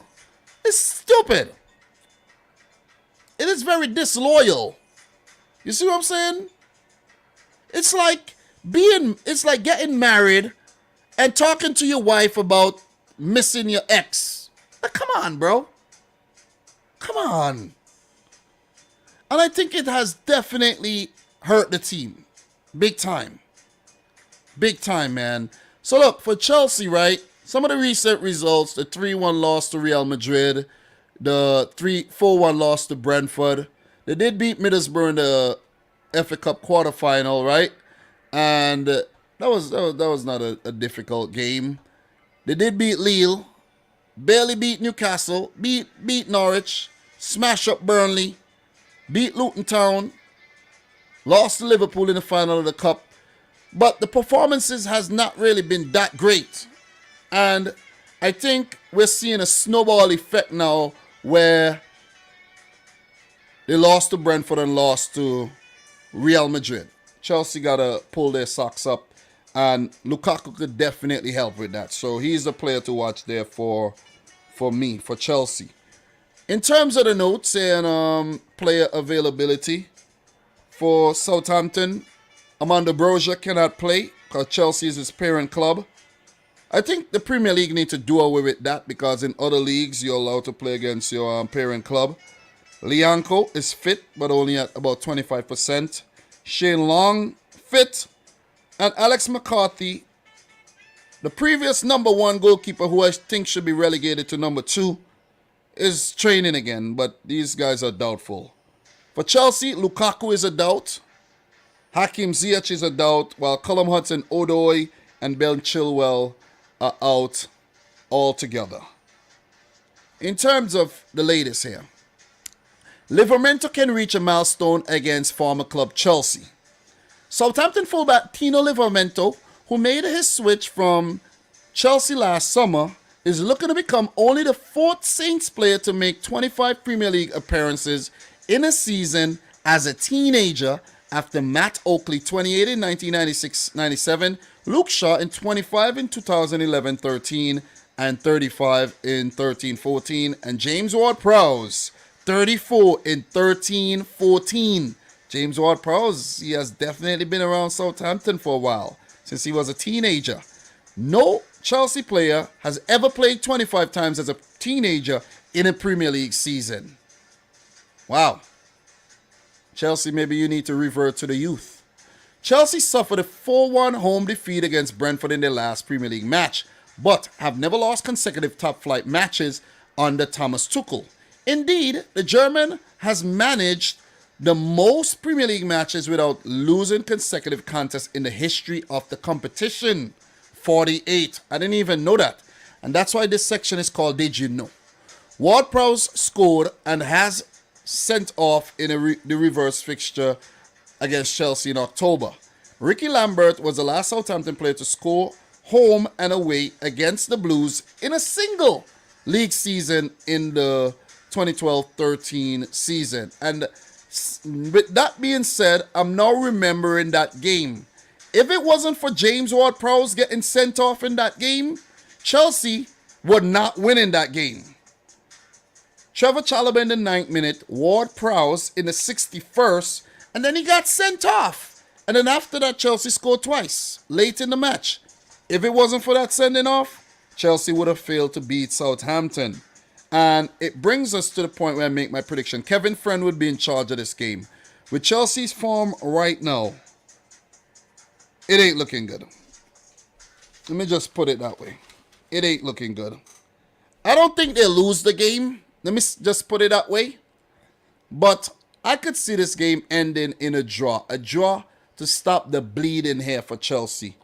I'm going to predict a 1-1 draw because Southampton do have a lot of dangerous players in their team. Che Adams, definitely lively this season. James Ward-Prowse is a big threat. The Armstrongs, Stewart and Adam may have a part to play. And at times their defense has definitely been very, very hard to breach. Bednarek, Salisu, Kyle Walker-Peters, Tino Livramento, Romain Perrault comes to mind. Fraser Foster has been very good in goal for them as well. So the Southampton team with Oriol Romeo, former Chelsea man himself, in the middle of the field. This team is not going to be easy to break down. And I think Chelsea are going to struggle here with the injury problems they're facing and with a few players out of form. I could see them continue to struggle here. I'm not going to go as far as to say they're going to lose the game. I'm not going to be that bold. But a 1-1 draw is my prediction here. And that's final. Let me know your prediction in the chat, guys. We'll definitely appreciate that. Southampton are in so-so form. And Chelsea were in goodish form previously, but have definitely lost their last 2 games. So let me know your thoughts and we will definitely move on. But before we do, in terms of Southampton, the next game after the Chelsea match will be against another London opposition in Arsenal. And then they do have a game coming up against Burnley, Brighton, and Crystal Palace. For the Blues, Chelsea, who are 3rd right now. Look, wait, before I move on, Southampton are 12th with 36 points.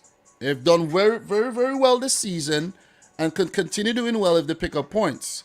For Chelsea, they are 3rd. But you have the likes of Tottenham and Arsenal closing in on that 59 points, right? Chelsea got to win. They got to win to just keep those teams off. Because they could find themselves in a situation where they get knocked out of the Champions League. They're already 1 foot out of the door. They fail to get a top 4 spot. And under new ownership next season, they play in Europa League. You see what I'm saying? Chelsea fans don't want that. Their next game will be against Real Madrid. Second leg at the Bernabeu. I think the tie is over. Thomas Tuchel said the tie is pretty much over. I don't see a Chelsea coming back from that. They're done. Karim Benzema. You know Chelsea's looking for a new owner. I think they already got one. Karim Benzema. Remember I spoke to a Chelsea fan. Big up to the boy Norando from Halftime TV. I told him, Chelsea are not beating Real Madrid with Benzema in the team. Last year, yeah, you did the business. Not this year. It would need a big turnaround for Chelsea to actually prove me wrong here. Chelsea are out of the Champions League. They won't win the Premier League. They lost the Carabao Cup final. They got a FA Cup semi-final against Crystal Palace. They might just go on to lose that one as well. It might be a season where they only win the Club World Cup and, of course, the Super Cup. So not empty-handed, but still a disappointing season after the business they've done in the summer. So for Southampton, I did mention Southampton, right? Yeah. For Chelsea, I have to talk about their next game coming up. the FA Cup semi-final against Crystal Palace, then a big London derby, 2 of them against Arsenal and West Ham.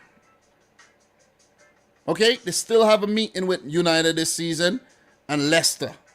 Some big games left for the Blues. So 1-1 join my opinion. Let me know your prediction in the chat before we move on to the final game tonight. Manchester City versus Liverpool. Southampton 2, Chelsea 2, Smith-Yoon. What else we got? Lukaku ain't it at the moment. Indeed, he's not it, man. He's saving Lukaku for the rugby game. Nice, good joke. What else we got, man? Easy win for Chelsea, 3-0. Wade Nelson seems like Wade Nelson has not been watching Chelsea play nor Southampton play. Chelsea are really in shambles. Our players are really bad, except for Havertz, our best player, and Kovacic. Underrated midfielder, in my opinion. Yeah, he definitely is. Saints, and Kovacic has definitely not been playing a lot of games lately. Saints in a so-so form, but Chelsea are in worse. 2-1 to the Saints? God damn, bro. Oh, man. Look, 3-1 to the Saints, says Ghoul. I think it's going to be a draw. I don't think Southampton would win. If any team that's going to win on the day, it's going to be Chelsea, but I'm going to say the game will end in a draw.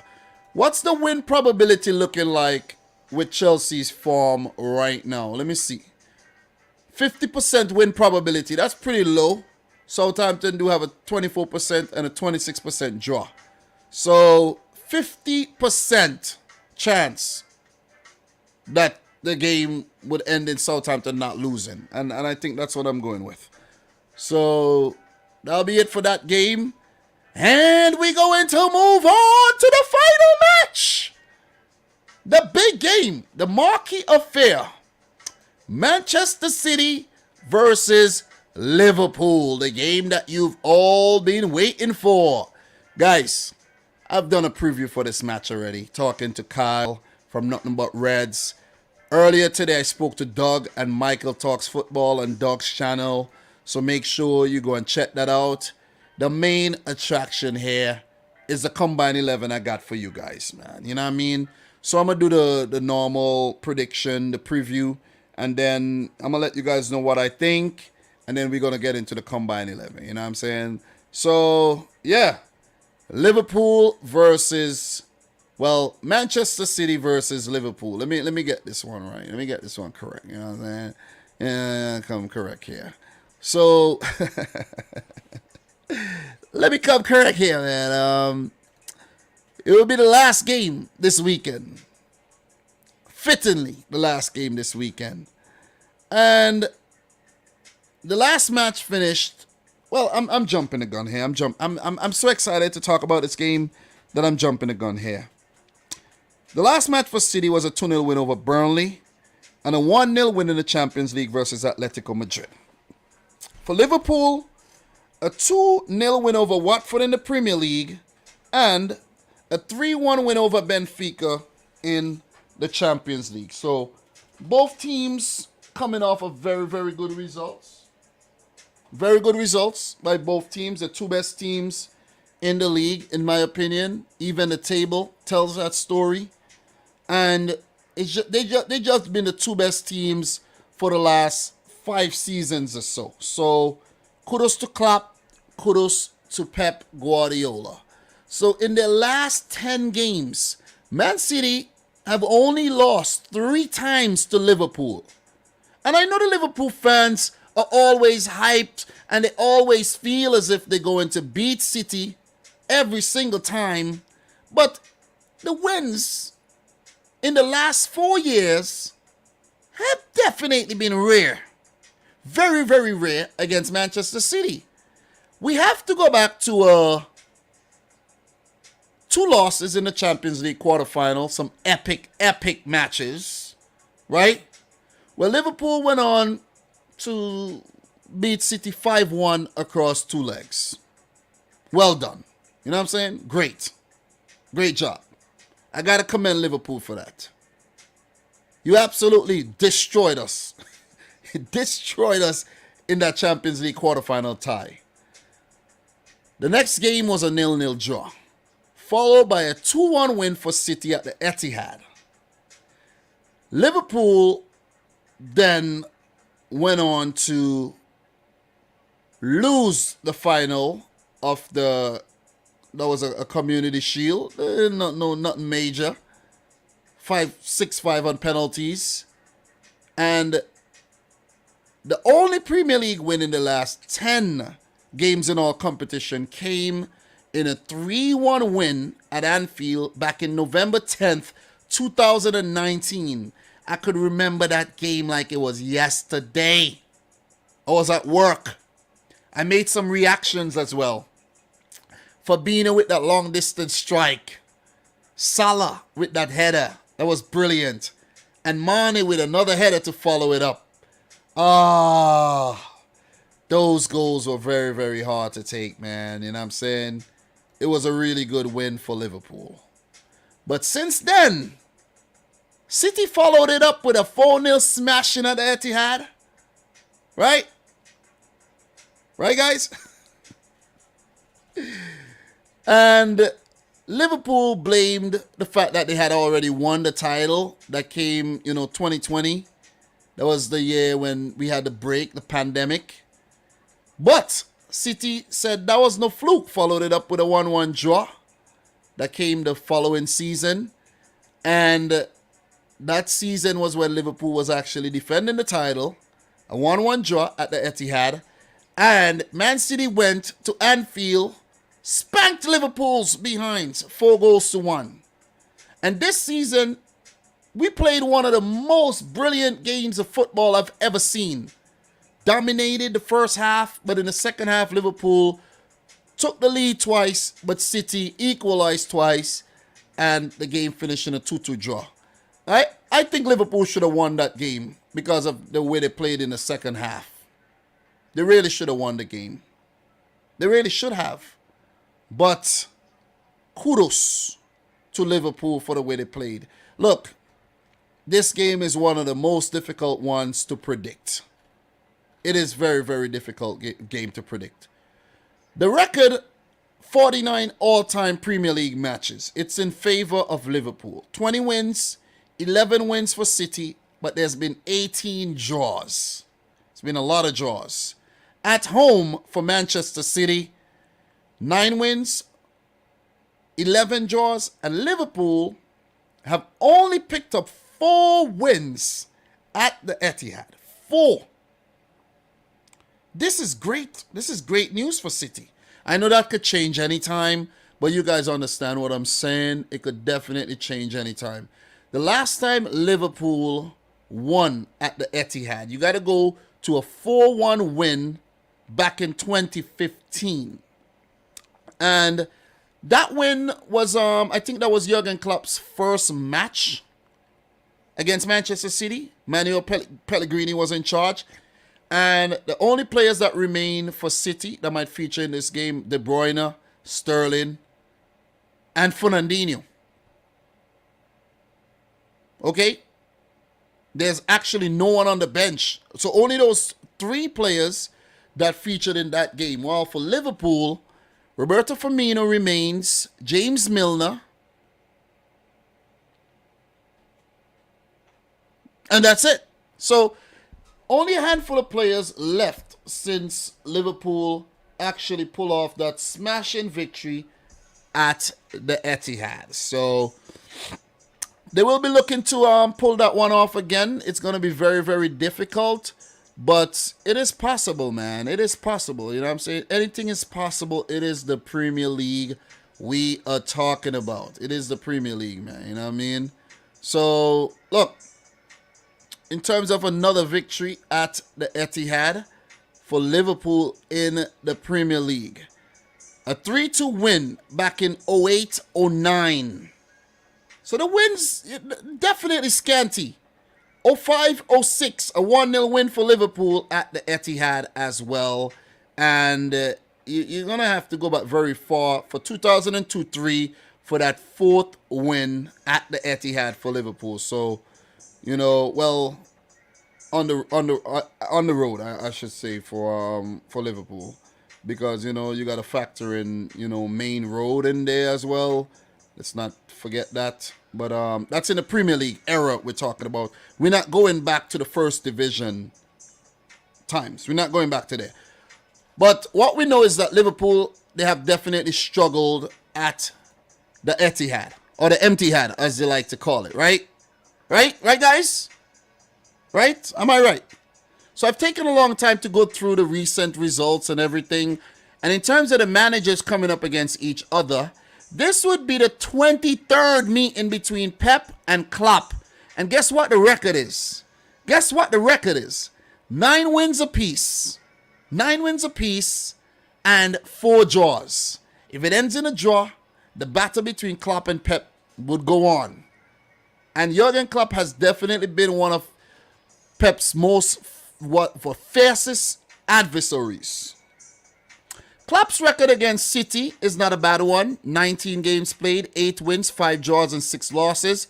And Pep's record against Liverpool is very, not a great record. 5 wins, 5 losses, and 4 draws. Not a very good record against the Reds at all. So this is a very, very difficult one. These two teams are very, very close to each other, guys. And I mean this. Very close. Very, very close. So, players to watch for me, I'm going to actually go with, for City, Kevin De Bruyne, man. He's our best player. And if we are to win this game, we need him firing on all 12 cylinders. You see what I mean? God, he's such a really, really good player. Famously, he said his favorite team was Liverpool. Remember that? From when he was smaller. And Liverpool fans absolutely love Kevin De Bruyne, man. You know what I mean? He will never play for Liverpool, by the way. Let me just put that one out there. And we need him. We need him, man. He's a goal threat. And he's a provider. Kevin De Bruyne is in that guard tail level of players. For Liverpool, Mo Salah. And he's been the highest goal scorer this season in the Premier League, and he's definitely backed that up with a lot of assists. But as of late, Salah has been going through some things. We got to keep an eye on Salah, man. Salah needs to step up. The goal he scored in the reverse game was absolutely spectacular. One of the best goals we all ever seen. And he's been struggling lately. And I think it's more mental, though.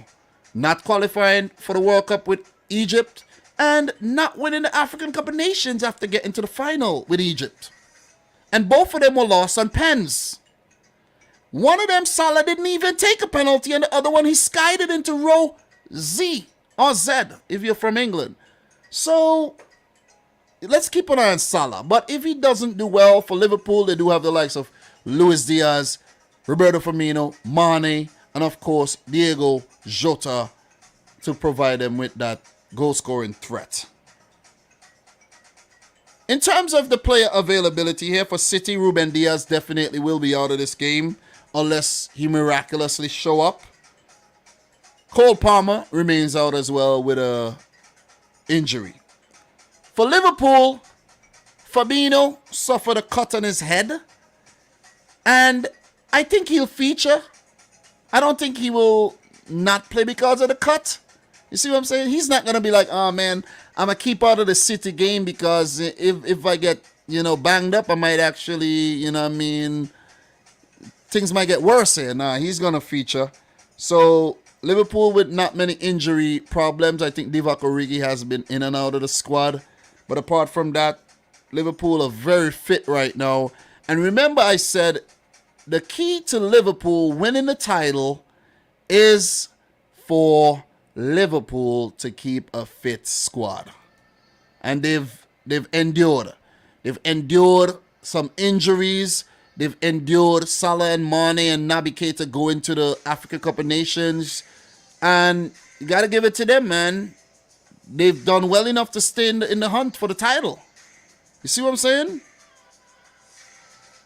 Kudos to Liverpool, man. Kudos to Liverpool. We needed this. We needed this to give the season that oomph it needed. And it was getting a bit boring. It was getting a bit boring, man. Seriously. It was really getting boring. City running away with that title. Guys, did you know? Can Liverpool go top with win at Man City? Victory for Liverpool would put them top of the Premier League table at the end of the day for the first time since October 1st, 2021. Of the last 8 Premier League meetings between the top two sides to take place within the final 10 matches of the season, a team in second has won 7 times and lost 1, including each of the last 5 in a row. Wow. Of the last 8 Premier League meetings between the top two sides to take place within the final 10 matches of the season, the team in second has won 7 times. Nah. That's saying that's Liverpool's gonna win? Damn. Man City have lost only one of their last 12 Premier League home matches against Liverpool. Winning 7 and drawing 4. Going down 4-1 in Jurgen Klopp's first top-flight visit to the Etihad in November of 2015. 7 years ago. God damn. Liverpool have won each of their last 10 Premier League outings, keeping 8 clean sheets in this run. It is their 5th run of 10-plus consecutive Premier League wins, with each of the previous 4 being ended by different sides. 2-2 versus Bolton in 2006.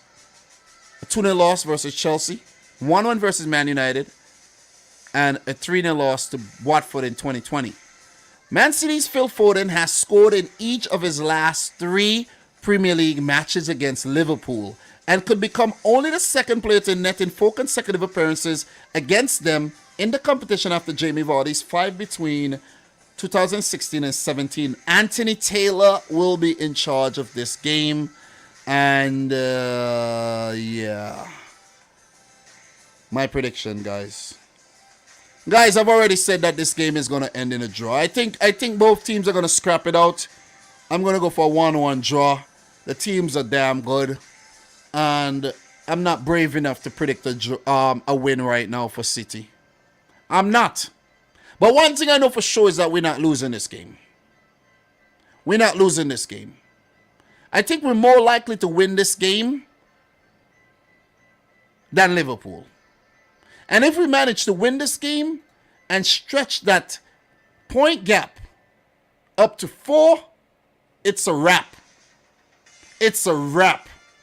Because I don't see us dropping points in 2 more games if we do win this one. It's a wrap. It's imperative that Liverpool do not lose this game if they are to stay in the hunt. It's imperative for Liverpool, if they want to win the title, to win this game as well. They must win if they want to win the title. And if they do go on to win the title by winning the game against City, I will applaud this Liverpool team and not be as salty as some people may think I might be. Because this team is a very good team. It's a great team. To have such a, good run for such a long time is very, very, very rare. It is rare, man. It is rare.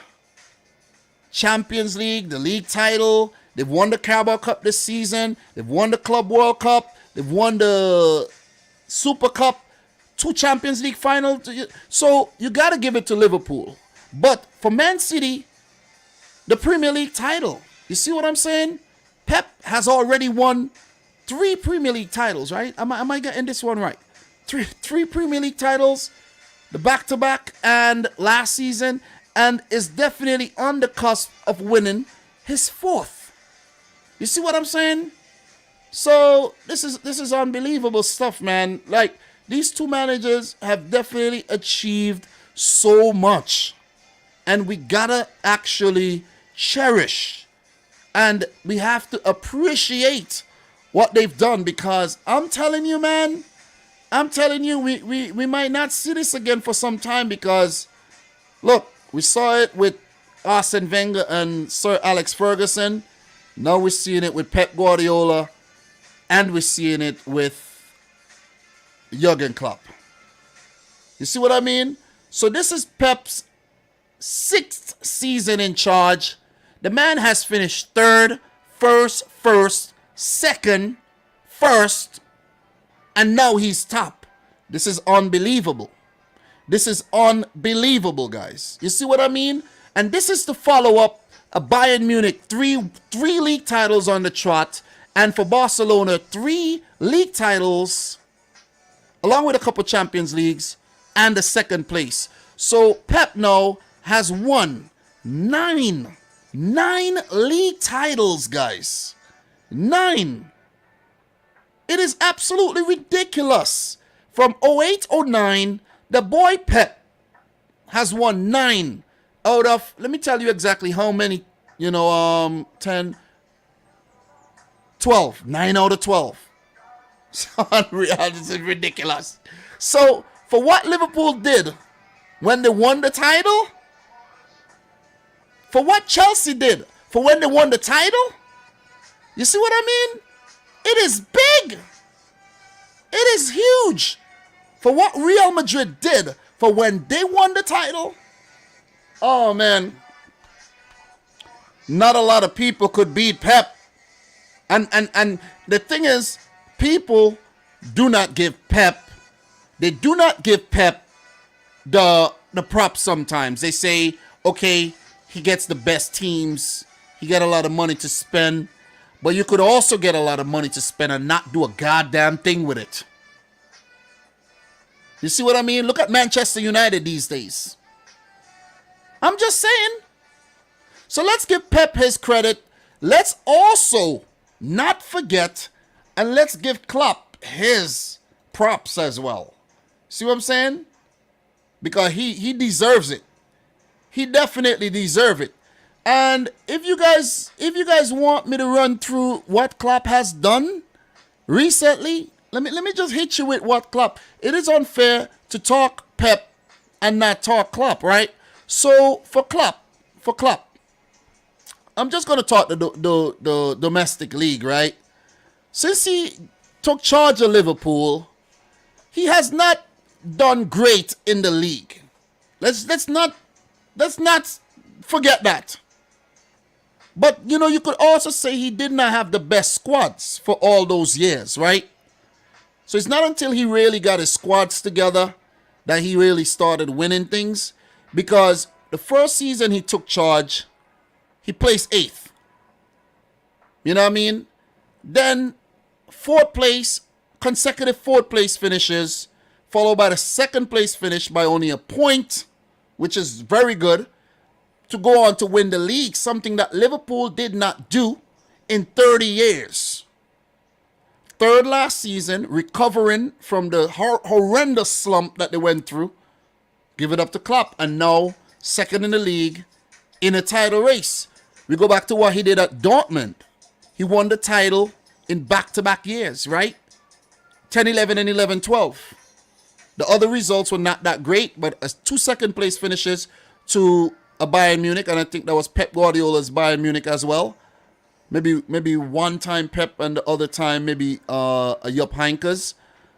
And that's been it. He's definitely helped Mainz get promoted to the Bundesliga. So he's been around long before Pep in terms of management. He's more experienced. He's done things Pep never did. He's brought teams out from, relegation and everything, you know what I mean? So you definitely got to give it to him. But, I think he also got relegated as well. You see what I'm saying? So Jurgen Klopp has been there. He has done that, and he deserves a lot of credit. Pep Guardiola do deserve a lot of credit as well. 2 great managers, 2 great teams, and I don't think they're going to separate themselves from each other here. I'm going to go for a 1-1 draw. I went so deep into a rabbit hole there, I didn't even aware of it, man. Guys, I do have the Combine 11 coming up, but before we do, look, the teams are going to be separated by a point apiece still going into the last 7 games of the season. What does Man City running looks like? So City do have a second leg against Atletico Madrid with a 1-0 lead. look to preserve that and go on to the semi-final of the Champions League, of course. They do have a semi-final coming up against Liverpool. So next week, we're going to be talking Liverpool City again. Whether we're going to be talking about who lose or who win, but we still got to talk that FA Cup semi-final, right? Double trouble, man. City do have Wolves, Brighton, Watford, Leeds, Newcastle, West Ham, and Aston Villa. And if you ask me, that's an easy run-in for a team like City with what's at stake right now. But, I must put a but there. Points could be dropped. Against who? You never know. That's how Man City operate. 3 losses. 1 against Palace, 2 against Spurs. 4 draws this season. 1 against Liverpool, 2 against Southampton. And the other draw came against who? I can't remember the other draw. Against Palace. So, I said to Kyle recently, I don't remember wins. I don't really remember the wins. I don't remember when we win 7-0 to Leeds. But when we lose and we draw, guys, I remember the games. For some reason, I remember the games. For Liverpool, look, they're second. 2 losses this season and 6 draws. The losses for Liverpool came against West Ham and I can't remember the other loss. Liverpool is not my team. But I know you lost to West Brom. You lost to, I can't remember the other loss. But I know you drew to Chelsea twice. You drew to City. So that's 3 draws. I can't remember the other draws, but Liverpool's run in for the rest of the season. Benfica's second leg of the Champions League. They should go on to qualify for the semis to face one of Villarreal or Bayern Munich. Man City in the semi-final of the FA Cup. And then, guys, you got United, Everton. I think these games would be tough. I honestly think these games will be tough. They're both at Anfield. They're both at Anfield, and Liverpool got the Anfield faithfuls, you know, to back them and everything, to lift them up when they're down. But these games are going to be difficult games, man. Both are derbies. One, a local derby. One's a rivalry, a historic rivalry. Right? The Newcastle game, that's not going to be a pushover. Liverpool do have Tottenham. Most likely Liverpool should beat Newcastle.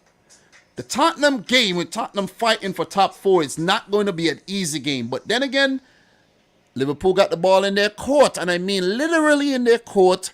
The game will be at Anfield. Right? Then it will be followed by the games against Aston Villa at Villa Park. Remember what happened there last season, right? Not saying it's going to happen again. I'm just saying. Steven Gerrard versus Liverpool, right? Southampton at Southampton. Southampton beat Liverpool recently as well. Wolves at Anfield. I know I might be painting a negative picture here for the Liverpool fans. Liverpool could well go on to win all those games. I'm just saying. But Liverpool got the tougher running. And if they do go on to win the title, it will be even sweeter that they do it. I'm trying to be as fair as possible. I'm going for a draw. But Liverpool do have the tougher running for the rest of the season. We might even see, after the draw, both teams win all their remaining games and City win the title by 1 point again. It's possible. It is possible. It is possible. Yeah, Botak, bro, I know you beat up United, but anything is possible, guys. Anything is possible. Let's not compare the results that has happened already. Let's not say who beat who before. That logic does not work, guys. You see what I mean? Everton did not beat Liverpool at Anfield for God knows when. Same for City. What happened last season? Teams never beat Liverpool at Anfield, went on to beat them last season. I know that's last season as well. So, anything could happen, guys. Anything could happen. I know some Liverpool fans might be saying right now, oh man, damn, you're spitting a lot of hot shit out your mouth. It is what it is. I'm talking possibilities, probabilities, permutations here. Anything's possible. May the best team go on to win the title. We'll talk about it in May. But for now, I'm going for a draw. Which brings us to the highly anticipated Combine 11. Let's get into this Combine 11 right about now. 4-3-3 formation here. And both managers use the same formation. And I got my Combine 11 on deck here.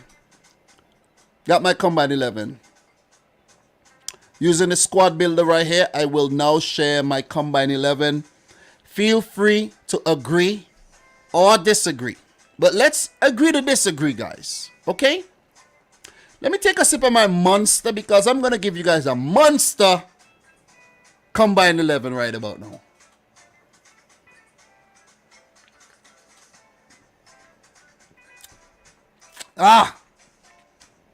I feel revitalized, baby. Anyways, guys, make sure you smash the thumbs up button if you're yet to do so. Subscribe to the channel if you're new. Thank you very much for 50K once again. We're doing it big. We're doing it large. Combine 11, Manchester City versus Liverpool 2.0, 2021-2022. Forget about the Combine 11 I gave earlier this season. Forget about it. Forget about it. Let us start with the goalkeeping position. And when I'm done with the Combine 11, the official one, I will hit you with an alternate Combine 11 as well. Oh my God, Dom. You ain't got to hit us so hard, man. You ain't got to hit us so hard.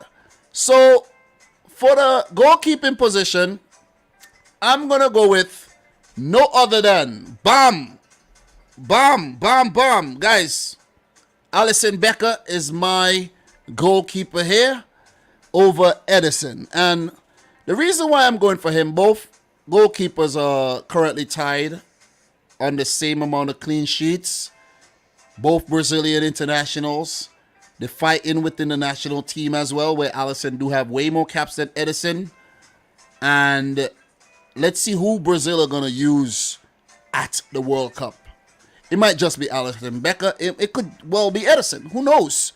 But I think Alisson has definitely put in some stronger performances than Edison, in my opinion. He just has got like that slight edge. Both goalkeepers got like silly, stupid mistakes within them for some reason. Edison is way better with his feet and his distribution. But Alisson proves that he's very good as well, picking up a few assists. And not to forget that goal that he scored last season. So we've heard that Edison could play midfield, but he's not yet proven that he's good at goal scoring.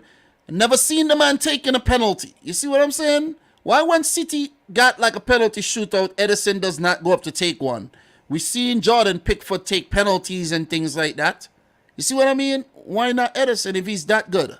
Put your money where your mouth is, man. I love Edison. Really, really love him. I don't want us to have any other goalkeeper in the goal right now than him.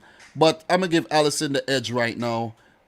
Definitely one of Liverpool's savior. Listen, when the chips are down and when Liverpool defense let in the opposition, you will always could trust on Alisson Becker. Not so much Edison. And I'll be completely honest with that one. Let us move on to the center-back positions. Guys, I'm going to use all players, whether injured or, not injured. And, guys, we put a Liverpool Combine 11 here. You got to put Ruben Diaz in there. One of the top defenders in world football. Bought over from Benfica. Doesn't do well for the Portuguese national team, in my opinion. But for Manchester City, god damn, he's on a whole nother level. And I know some Liverpool fans will be like, what? Diaz? Ahead of... What? This defensive partnership should be all Liverpool, right? I know. That's what... Listen, I know everything that the Liverpool fans are going to come with. I know. keep it to yourselves, man. No, as a matter of fact, drop your opinions in the comments. But I'm going for Ruben Diaz, man. Guys, come on, man. Player of the season last year. I think he deserves it. And he would be a big miss for this game. But Ruben Diaz. Next up, guys, come on. He's right there, right there. One of the top defenders in world football. Virgil, Mr. Cool, Van Dijk. Wavy head, Bandit Van Dijk.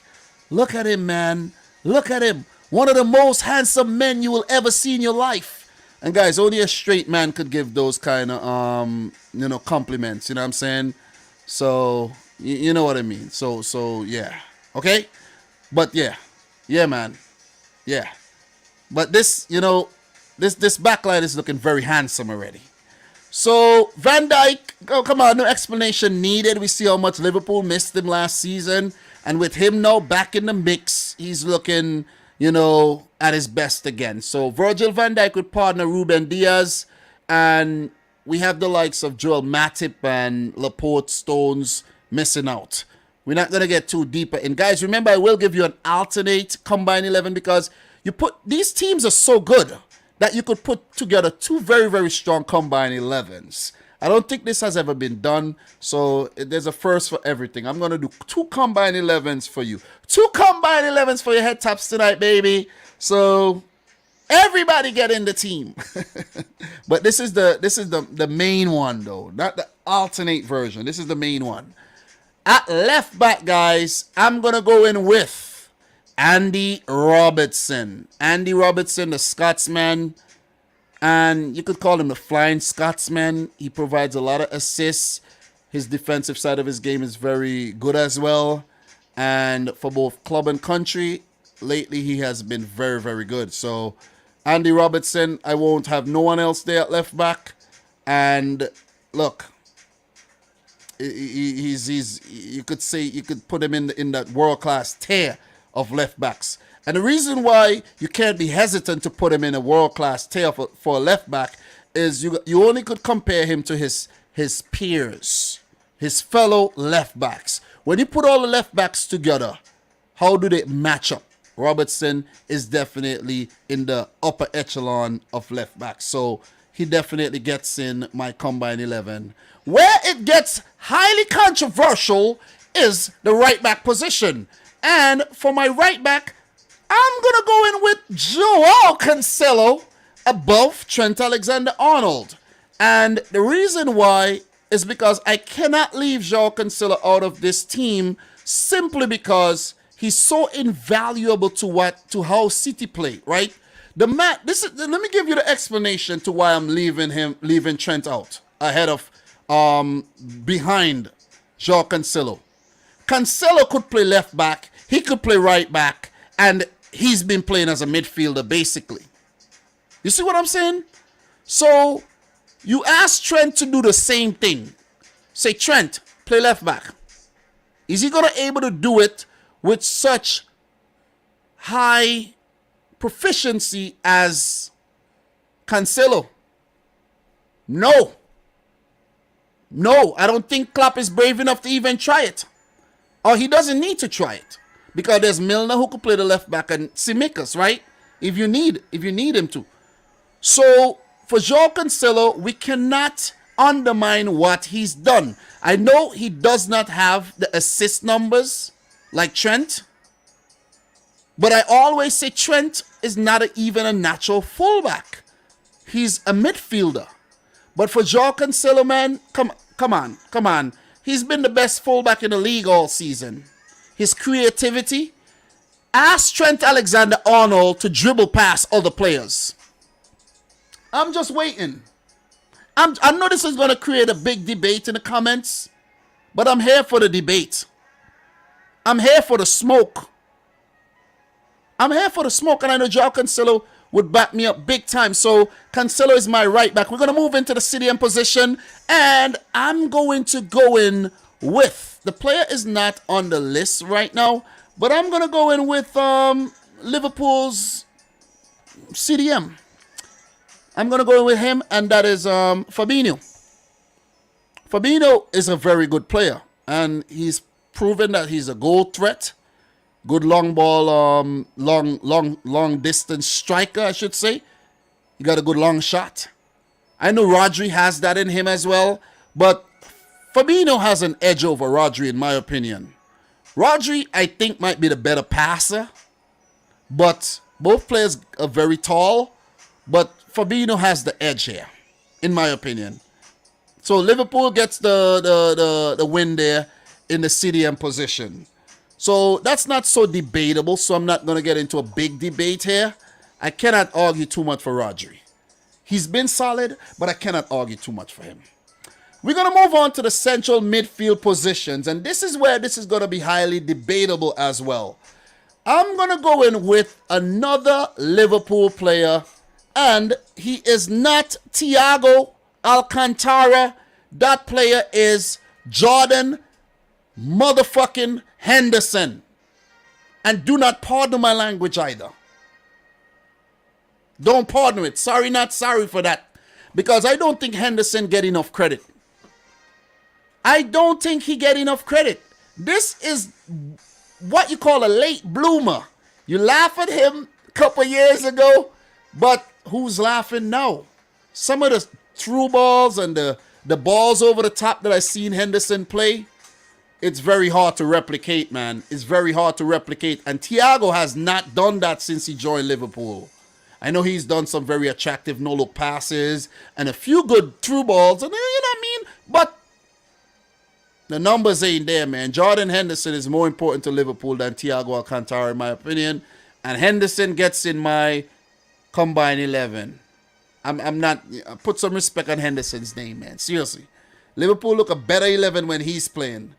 To partner him in the midfield, come on, guys. He's right there. One of the best midfielders in world football, Kevin De Bruyne, the Belgian maestro. Listen, he's a Red Devil. He's always on demon time when he's in the blue shirt of Manchester United. Listen, what a player. What a player, man. This is what you call a true world-class player. He could walk into any team in the world. Any team. Name me the team, De Bruyne gets in. He get in. I don't care if you don't like him. Say, no, he won't get into my team. He gets into Bayern Munich, Juventus, Inter, AC Milan, PSG, Real Madrid, Barcelona, Liverpool, City, any team, you name it. Kevin De Bruyne is in there.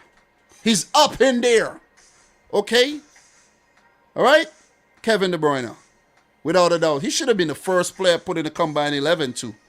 You know what I'm saying?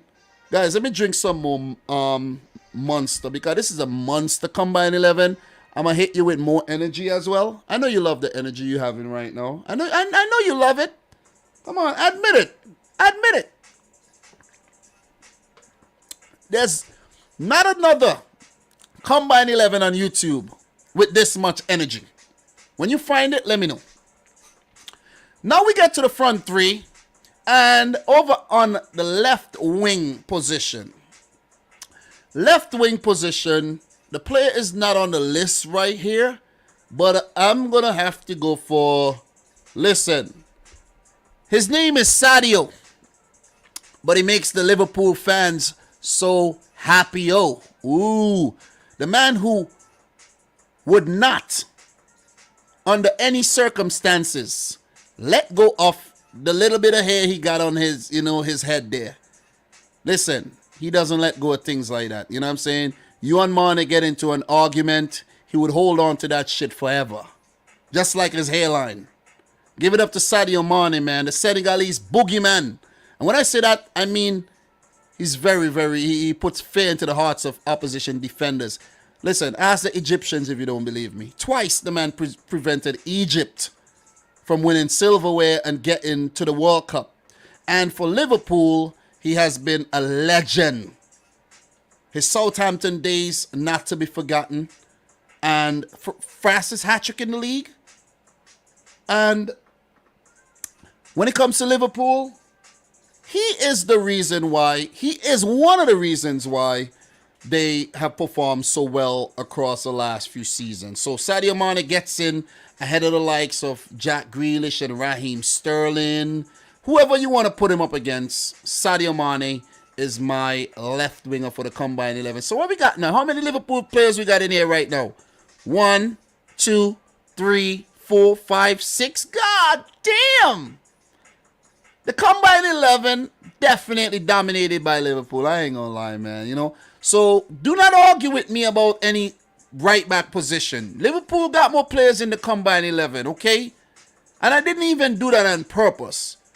It's just that in some positions, man for man, it's hard to put people above Mane. And it's hard to put people above the Egyptian king, Mohamed Salah. Okay? Give it up to Mo Salah, man. Legendary celebrations, taking his shirts off and things like that. You see what I mean? Showing off his pecs and his abs. You ain't got to rub it in, Mo. You ain't got to rub it in, man. I know I'm pudgy. I know I'm overweight. You ain't got to rub it in, bro. You know, hard luck to him for missing out with Egypt. But for Liverpool, 20 goals this season. First season in the league, 30-something goals. Mo Salah has the most goals for any African player who has ever touched down in the Premier League. Come on. He's a living legend. Raise up your head, Mo Salah. Better times are ahead. You are my right winger. Guys, this is a false 9 position right here.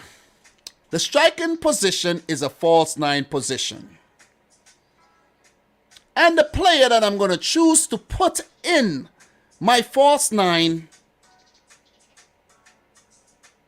is no other than big Philly style Phil Foden.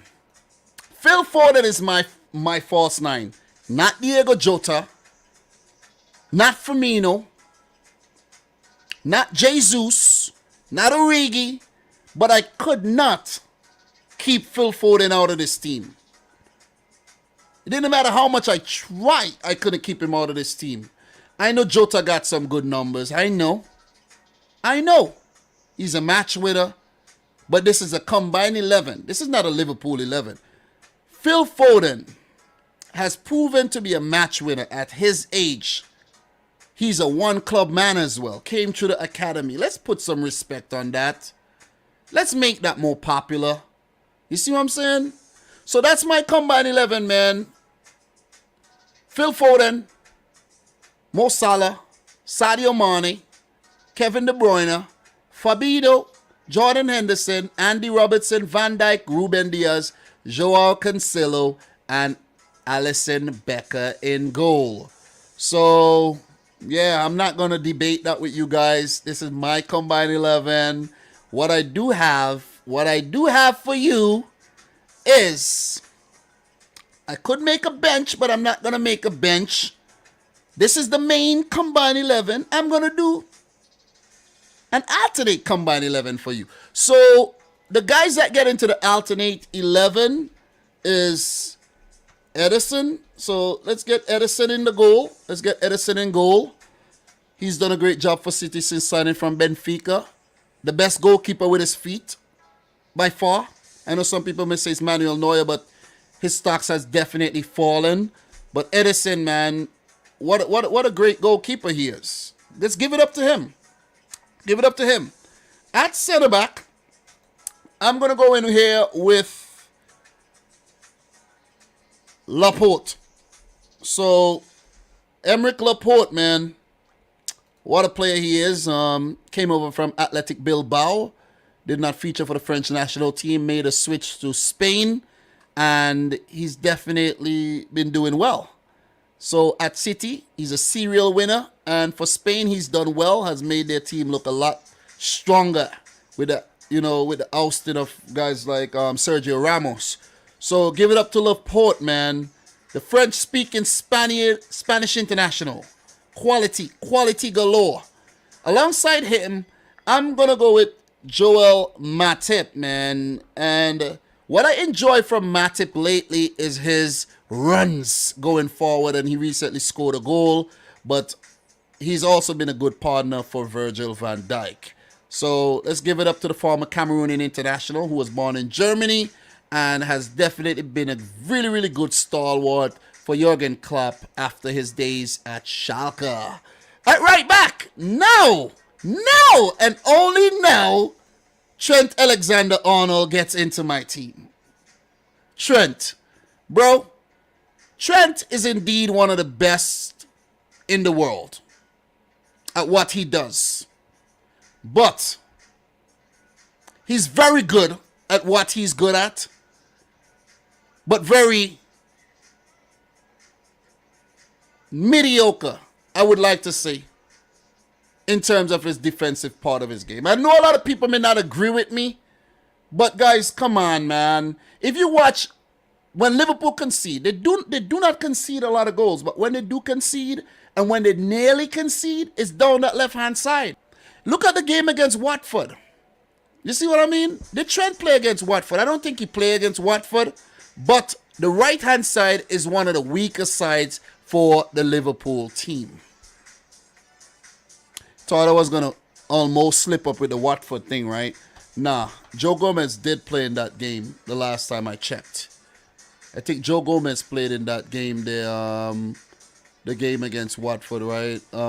Yeah, I think that was Joe Gomez at right back. Yeah, but you get the point I'm trying to make here. And let me not go too deeper into Trent and his negatives. Let's try to be a bit positive, bit more. He's the league leader when it comes to assists, and over the last couple seasons, he's definitely had the most assists in maybe the last, since he's featured for Liverpool, since he's made his debut a couple seasons ago. He was transformed from a midfielder to a right back, and he's still very young. So I'm not being harsh on him. I'm not being a black man beating down on another black man, a young black man as that. I'm just keeping it real. Trent needs to improve on his defense, and he needs to run a bit fast. He's very slow. He's very slow. I don't know how he has an 83 pace on that card. I don't know. That pace should be like Joel Matip pace, about a 70 maybe a 63. You know, so I think they're dead wrong with that one. Look, for my left back, we don't really have a lot of options, seeing that Andy Robertson, you know, has definitely got the other slot there. So I'm gonna go in with a Liverpool team player here, and that player is Konstantinos Tsimikas. I know he got a little silver card there in FIFA, but I think he's a lot better than the silver card there. I actually had Nathan Ake at left back, but I said, nah, I can't do that. Nathan Ake is not a natural left back. Let me actually go in with Tsimikas. So give it up to him. I think when he played at left back, he definitely, you know, filled in adequately and picked up a couple really good assists. So he's definitely proven me wrong where I called him an average player when he was signed. I think he's a bit above average right now.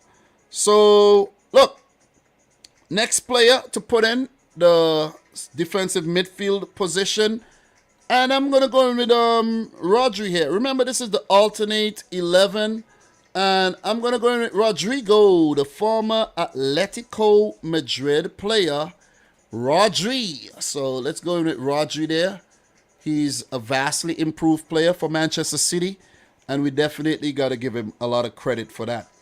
So we're not going to linger too much on that. Let's move on, and we're going to go on to the German international, and that's Ilkay Gundogan. His name starts with a gun, and he is definitely fiery when he wants to be. He has been in great goal-scoring form over the last 2 seasons, and I think he could fit into the main 11 as well, but I'm you know, it's a combined 11, so I got to be a bit impartial there. So Ilkay Gundogan. Alongside him, guys, Thiago Alcantara gets into the alternate 11. These are 2 very good teams. This is a very good team. What if this team comes up against the main team? Who's going to win? I don't know, man. It could go any way. So I'm going to go on to the left wing position, and I chose to go in with the boy Raheem the Dream Sterling, former Liverpool man himself. and he has won the most penalties in Premier League history, and he has definitely had a very successful career ever since he emerged as a teenager at Liverpool and joined City in, you know, not the best way, but he left a bad taste in the Liverpool fans' mouth. But listen, that is what we want to do as City fans all the time. Leave a bad taste in Liverpool's mouth. So let's keep it going at right wing. I'm going to go in with another stalwart here for Manchester City. And very unlucky to miss out on the main 11, Riyad Mahrez. God damn. What a rise. A meteoric rise of Riyad Mahrez. I've heard stories that he couldn't even get into the Leicester team when they were in the second tier. And he came over from the French league, second tier French league, I think. And worked his way up all the way to City, where he's a title-winning right winger. Very, very good player, man. Riyad Mahrez. Stylish, left footer, really good dribbler. And, you know, all good things to say about Riyad, man. So, the striker here, for me, and I don't mean to really shit on Firmino like that, but I'm going to actually go with Diego Jota. It's taking some time to load right now, but maybe that's a sign that I should go with Firmino, right? So, come on, don't let me down now. You know, Jota. Come on, Jota. Jesus Christ. There's no... Diogo? There's no... Jota is not in the freaking database? Nah, maybe it's the striking position. Yeah, maybe that's what it is. Maybe that's what it is. Why I'm not finding Diego Jota here. But yeah, I shouldn't actually. Yeah, but Diego Jota is the man that fits up there. I don't know why it's not coming up as the thing. Let me search his name again. Jota. Yeah, his name is not coming up here. I don't know why. But, yeah, it's because of the striking position. Don't know why, but Diego Jota is not coming up here. Don't know why it's not giving me a Jota card. But let me see if there's anything I could do to actually fix this. Yeah, but Diego Jota is my boy right there. And, you know, Roberto Firmino misses out. Don't know why I'm not getting a Jota card right there. But, yeah, this is some, you know, malfunction there. Because if I click this, I should be able to actually get rid of the freaking striker thing and bring it up. Let me see if I could actually find this guy. Liverpool, Jota. Jesus Christ, man. Anyways, Jota is the man that fit in there. You guys understand what I'm trying to get at right there. And that's it for the Combine 11. Notable mentions, guys. Luis Diaz, Bernardo Silva, Fernandinho, Naby Keita, James Milner, John Stones, Gabriel Jesus, Roberto Firmino, and Jack Grealish. The other players, you know, they miss out.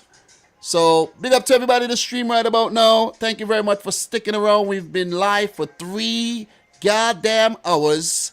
And, you know, no regrets here. Big up to the boy Chelsea Perspective in the house. And what else we got here? Pep would very much like to have Trent. I don't know, man. I don't know, man. Trent would play well at City because he won't be doing a lot of defending. But still, who else we got in here? People would always get mad at me if I don't predict if I don't predict Trent in the team. You know what I'm saying? So that is why. So somebody did mention something there about Diego Jota's name, but nah, he doesn't pop up on that name as well. I think there was just a malfunction with the whole thing because yeah, Diego Jota apparently he's not showing up in the database for some reason. So let me search Jota as a left winger. Yeah, he does show up as a left winger. So let me just do something really quick to rectify the whole thing that I was just doing there. So what I'm gonna do, Switch Raheem Sterling over there. Let me see. Put Raheem Sterling there. And I'm going to add Jota's name right there. You know what I'm saying? That's what I should have done with my foolish self. You know what I'm saying? That's what I should have done to get Jota in the damn starting 11 there. But I wasn't thinking, man. I wasn't thinking. Big up to Franklin Capel in the house. MVP Kevin in the house. Guys, it's been a good one, man. Make sure you like up the thing. Make sure you like it up. Have you yet smashed the thumbs up button for the stream, man? How many likes we got to? Guys, something that I'm yet to do is actually react to the Champions League games. And we could do that. Could definitely do that. We got 58 likes right now. Guys, smash up the thumbs up button. I think you guys could do a lot better than that. You know what I mean? We've had close to 100 people in the live stream. And you guys are not liking the video. I'm mad. I'm definitely mad at that. Smash up the thumbs up button for the effort that I've put in, okay? And that's the preview. What I'm going to do right now, really quick, man. I'm going to do a rundown of the European games. Let's talk a bit about the European matches. Talk about the Champions League. I know Chelsea fans don't want me to talk about the Champions League right now. But, listen. Chelsea fans, bro. Y'all can't avoid me right now. You can't avoid me at all. You see what I'm saying? You can't. Big up to the boy Ankit. Big up to the boy Chelsea Perspective. Big up to Halftime TV. Big up to my boy Taron Sachdeva. Big up to Adam the Great. Thank you very much for tuning in, bro. Appreciate it. Appreciate it. Appreciate it. And great moderation by you as well. Big up to Pachara as well, man. You know what I mean? Big up to everybody in here. Look, big up to Keith, Gilbert. Big up everybody in here. Look, let's take a look at the Champions League results. Champions League. Let's go to the latest and the greatest right there. And let's take a look at the fixtures and results. And guys, I am yet to actually talk about two of the first leg Champions League quarterfinal matches. And that's what I'm going to attempt to do right now. So, guys, Man City 1, Atletico Madrid 0. So, in this game, we had a 78-minute goal scored by Kevin De Bruyne. And if you guys check the stats here for this one, Atletico Madrid did not have a single attempt at goal for the entire match. And I think that's the first time under Simeone that they failed to muster a single attempt, which is very, very negative anti-football if you ask me. Or maybe City's just too good.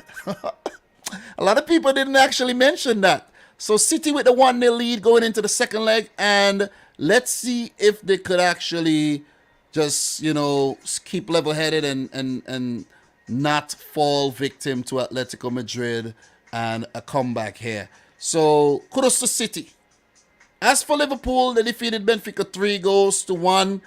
Konate in the 17th minute, Mane in the 34th, Darwin Nunez with a comeback goal in the 49th minute, and Luis Diaz to finish off the Portuguese in the 87th. I must say that Benfica played well, especially in the second half. I think they had a better second half than Liverpool did, and they themselves had a better second half than their first half performance. So, look, they had opportunities to draw the game, but failed to capitalize. And Liverpool, on the other hand, took theirs and they end up winning the game 3-1. Is the tie over?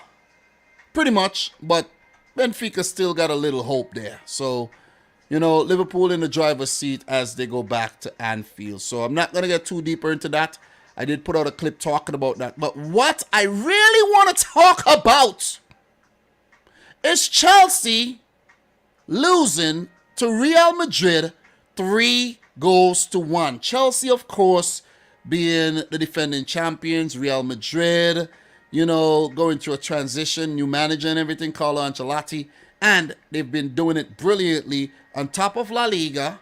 And the 13-time Champions League winners got knocked out last season to the hands of Chelsea, the eventual winners. And Karim Benzema with a hat-trick. A hat-trick. Chelsea beaten, outplayed in their own stadium for the second match running. Not a very good performance by Chelsea at all, man. The defensive side of the game, not good. Not good at all. I'm not going to go through every single goal, but those Benzema headers, Vinicius with those runs, god damn. Karim Benzema is on a whole nother level this season. And he's gone up to what I think 4th in terms of all-time Champions League goal scoring behind Lewandowski, just behind Lewandowski, Ronaldo and Messi. But those headers were damn good, man. Wow. Havertz pulled one back in the 48th minute. And then, as soon as kickoff, Benzema completed a hat-trick in the second half. Chelsea had a strong second half, in my opinion, where they had numerous amount of chances. If we check the stat sheet right now, you would see what I'm talking about. Chelsea had opportunities, but just did not take their opportunities. They had more attempts than Real Madrid, you could see, but they were very, very wasteful. A total of 58 attacks in the game for Chelsea, 20 attempts. 20! They only scored once. Most of the ball, 55%. Real Madrid with only 8 attempts, 3 in the back of the net, 18 attacks, and still ended up winning the game convincingly. I think Vinicius did hit the post, if I'm not mistaken, the crossbar. But Chelsea had some damn good efforts. With Thibaut Courtois, the former Chelsea man, having to come up with some huge saves. You could see that. 4 saves. 4 big saves. Lukaku had a big chance as well. He didn't put his header on target. I think Chelsea missed a trick here. They could have gotten a better scoreline. Even a 3-2 loss would have been good going into the second leg. But I think this tie is all but over. I think this is over. I think I read something that Tuchel says that the tie is over as well. This is over. Chelsea, as defending champions, will be knocked out next week at the Bernabeu. Real Madrid will move on to the semi to face one of City or Atleti. Most likely Man City, but it could well be a Madrid derby in the semi-final. I'm just going to keep it, objective there. All right? So, I was watching this game. I watched both games, but I wasn't in a position to actually talk about the games. Chelsea, those goals they conceded, it looked ugly, man. It looked really ugly for them. But for Real Madrid, from a Real Madrid standpoint, that was sheer brilliance by Karim Benzema. And in the build-up, I spoke to a Chelsea fan and I said, no way, coming off of that loss against Brentford, the way you look, you're not beating Real Madrid. And with the fact that Benzema is fit again, coming off of a brace on the weekend against Celta Vigo, not winning. And look, my words came to pass. Real Madrid 3, Chelsea 1. And Carlo Ancelotti, who I thought would have missed the game because of COVID, because according to Norando, halftime TV, but Carlo was on the touchline. So Tuchel and Chelsea going through some things right now. 7 goals conceded in 2 matches. Very unprecedented stuff on the Tuchel. And they need to get their act together if they are to stay alive in the Champions League. So we're going to go on to the next tie. And that tie is one that might be a bit misleading. Villarreal 1, Bayern Munich 0. The first time Bayern Munich have lost an away match since 2017. And probably one of the fewer games that they have not scored in. I think Villarreal missed a trick here. Let's take a look at the stats. Great goal by Danjuma. Parejo with the shot diverted in by Danjuma. But look, let us take a look at the stats here. You see exactly what I'm talking about. Villarreal had 11 attempts, 41 attacks. They had 40% of the ball. That's a lot of the ball when you come up against Bayern Munich. Bayern Munich with 21 total attempts, 67 attacks. But it was Villarreal with the more clear-cut chances. There were only a few times where Bayern Munich had some chances where they were like, yeah, that should have been scored. Very few. Very, very few. Villarreal had some huge chances. Look at that. Look, listen. They had some huge chances that they just did not take. They didn't take these chances. They didn't take the chances. And I think they would root the fact that they did not take some of those big chances they had against Bayern Munich. Didn't test Neuer enough. He didn't make any saves in the game. Right? He didn't make any saves in the game. Rui had to make 4 saves. But when Villarreal had those chances, they just blasted them wide, blasted them over. And just like Salzburg, where they picked up a 1-1 draw in their tie and went to the Allianz Arena and got completely and utterly embarrassed. Guys, I have a sneaky feeling that Julian Nagelsmann and his boys are going to be out for blood in that second leg.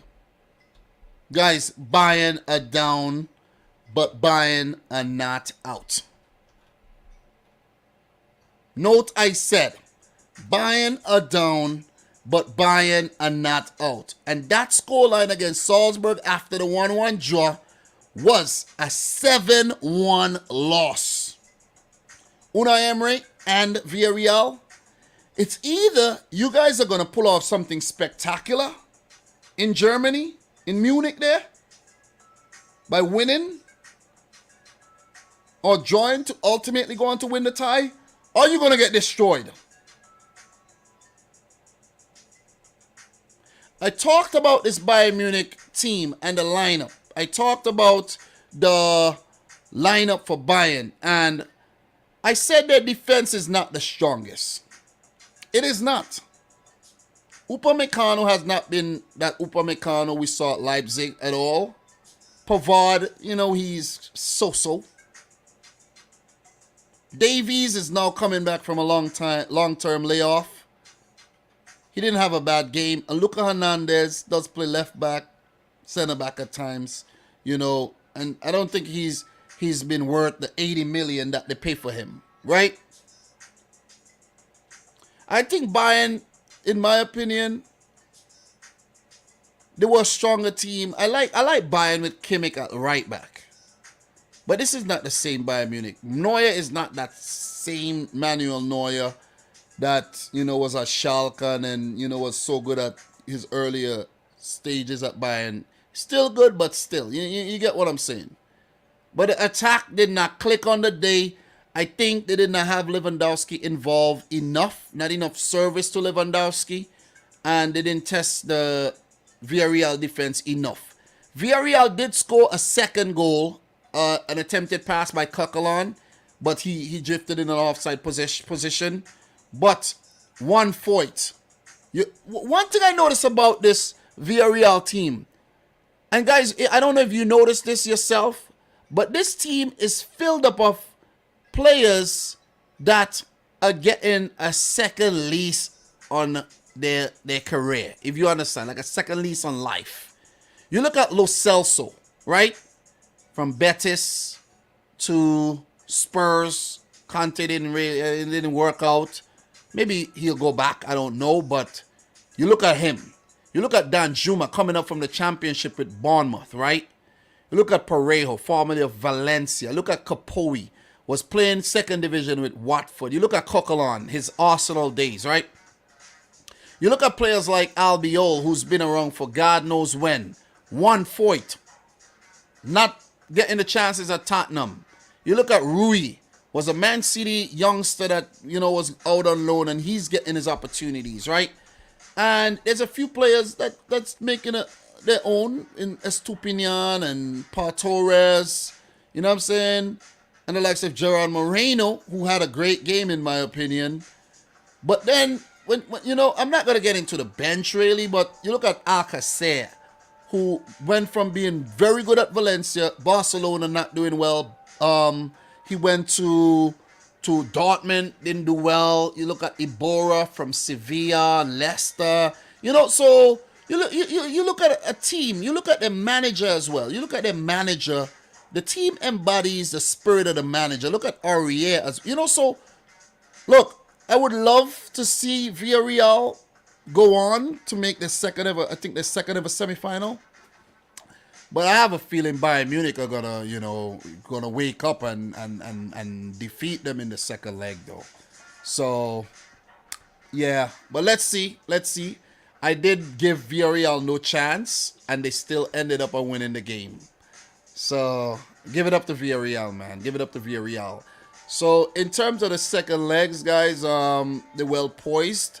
We had all winners in the first legs with Villarreal beating Bayern, Real Madrid beating Chelsea, City beating Atleti, and Liverpool beating Benfica. Are we going to see a turnaround in any one of these ties, guys?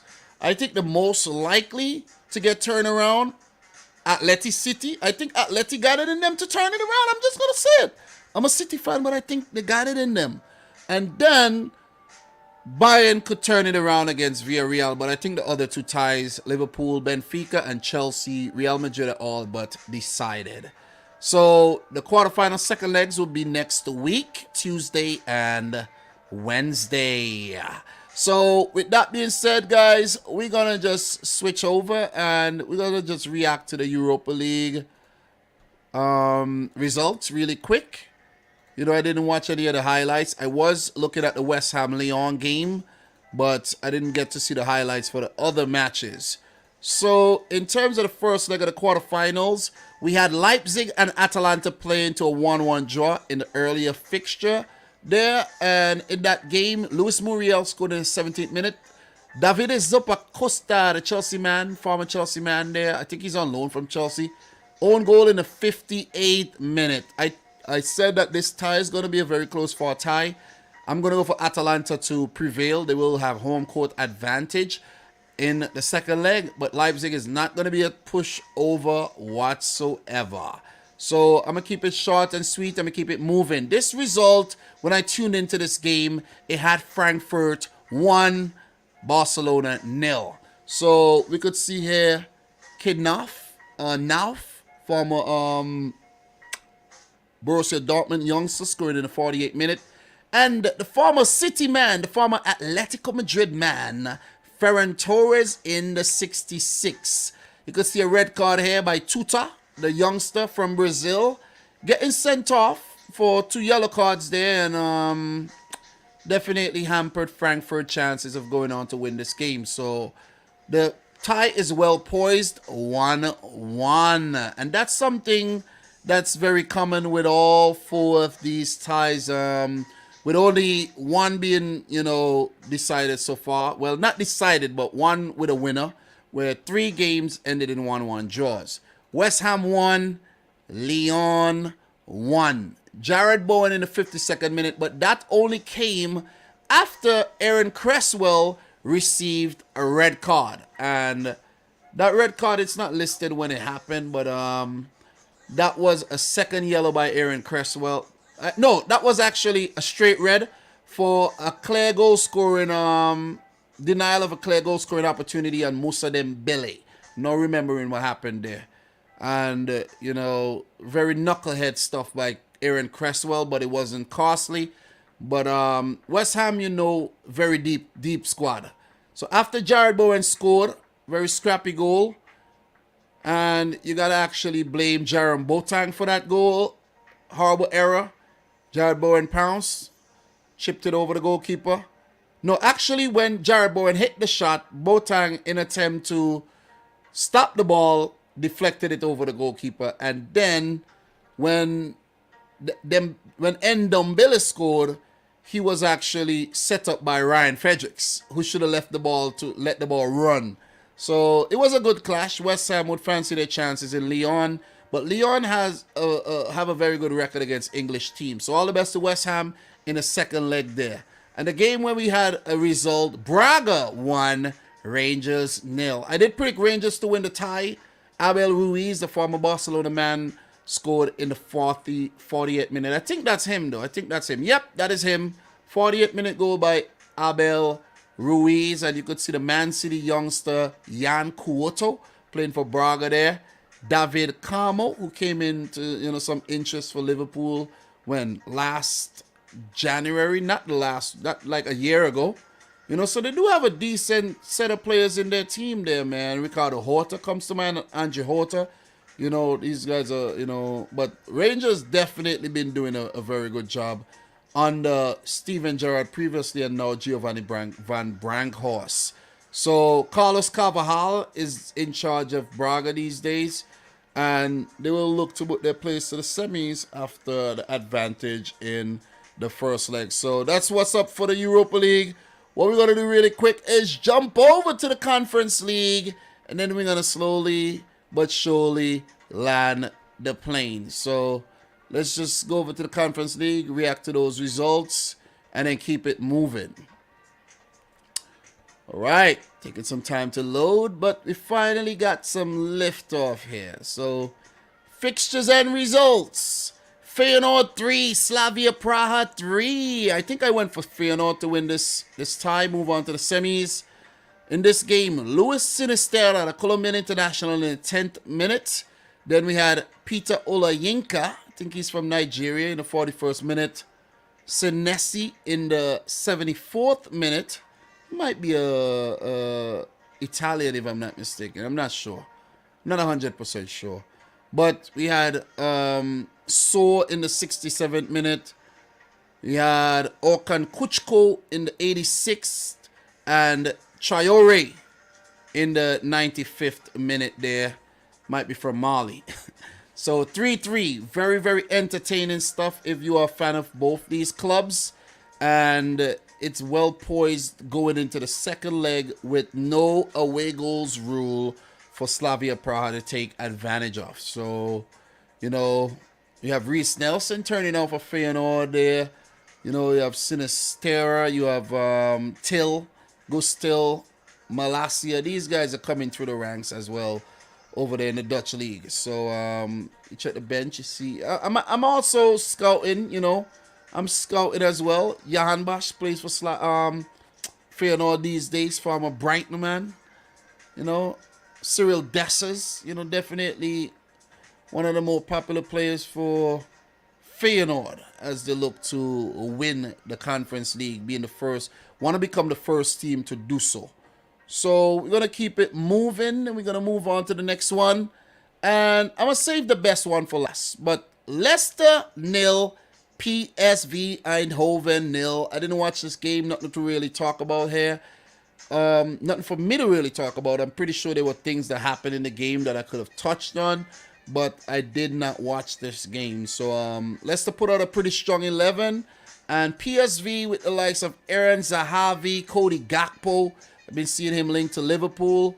Noni Maduke. These guys have all been performing well. Mario Götze, the hero of the 2014 World Cup. Look, you have Ibrahim Sangare. He's a very good player.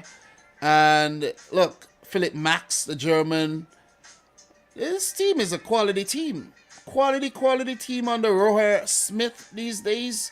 Brendan Rodgers failed to take advantage at home, and they go to the Netherlands for the second leg at, I think it's called the Philips Stadium, but it might have, they changed their sponsorship, as you guys could see in front of their shirt there. So I don't know, I think I run into the story why they did, but I'm not 100% sure. So, yeah, Marseille 2, PAOK 1. I did predict Marseille to beat PAOK across two legs. We had a red card in this game for Marseille, and that player sent off was the Brazilian Gerson, formerly of Flamengo. He also scored the opening goal and got sent off later. So Dimitri Payet, man, had a legendary stint with West Ham United, scored in the 45th, and El Kadore in the 48th for PAOK. So Is Villarina still playing for PAOK these days? Yeah, man. Big up to the boy Villarina, left back there, man. I remember he used to play for Wolfsburg in the Bundesliga. And I remember when PAOK first qualified for the Champions League, he was in the team. So give it up to Villarina, the Portuguese player there. So, yeah, man. Definitely gonna keep it moving. Is that Chuba Akpom? Oh man, the former Liverpool man, Chuba Akpom, along with Andrea Zivkovic. Ooh, they got some players that I know in that PAOK team, man. Definitely, I think Kadori is a player may know. Sid Clay, formerly of Dynamo Kiev. Mitrita, is this Mitrita that was playing at is this the Mitrita? Yeah, that's the former NYFC man, Inut Mitrita. That's where he's at these days. Anyways, man, yeah, good win for Marseille. They got a quality team these days under Jorge Sampaoli, and a lot of players linked to big clubs, bigger clubs, I should say. Likes of Guendouzi and Pap Gay in the middle there. Bakambu, Cengiz, Under, and Co. So big win for Marseille as they look to hold on to that advantage into the second leg. But the main talking point here of the Conference League, guys. Bodo Glimt. Give it up to Bodo Glimt. The Norwegian team, definitely one of the best stories in modern world football, have definitely defeated Roma again. And I mean, and you guys are saying, again, Dom? What do you mean, again? Yeah, Bodo Glimt were in the same group as Jose Mourinho's Roma. Okay, guys? And what is interesting about this team is that they completely, and I mean completely, destroyed Roma in the first leg. 6-1 at home. The second leg ended in a 2-2 draw. And this game, a 2-1 win for Bodo Glimt. I actually predicted Mourinho to get his revenge over Bodo Glimt, but they won the game. And it's a come from behind victory after Lorenzo Pellegrini opened the scoring in the 43rd minute. But Ulrich Saltness in the 56th minute and Hugo Vettelsen, these names are hard to say, in the 89th minute. A late win to rub salt. When you talk about Saltness scoring in the 56th minute, Bodo Glimt actually rubbed salt in the wounds of Jose Mourinho and Roma to have an advantage going into the second leg. And if the trend continues where they remain unbeaten against Roma, this little team here, Bodo Glimt, from Norway, would go on to defeat Roma and qualify for the semi-final of the first edition of the Europa Conference League. Awesome, man. Awesome. The 2022 season for the Norwegian League recently just started. There's only been one game played. But in the 2021 season, Bodo Glimt were crowned champions. So this team definitely, has not been playing a lot of football, really.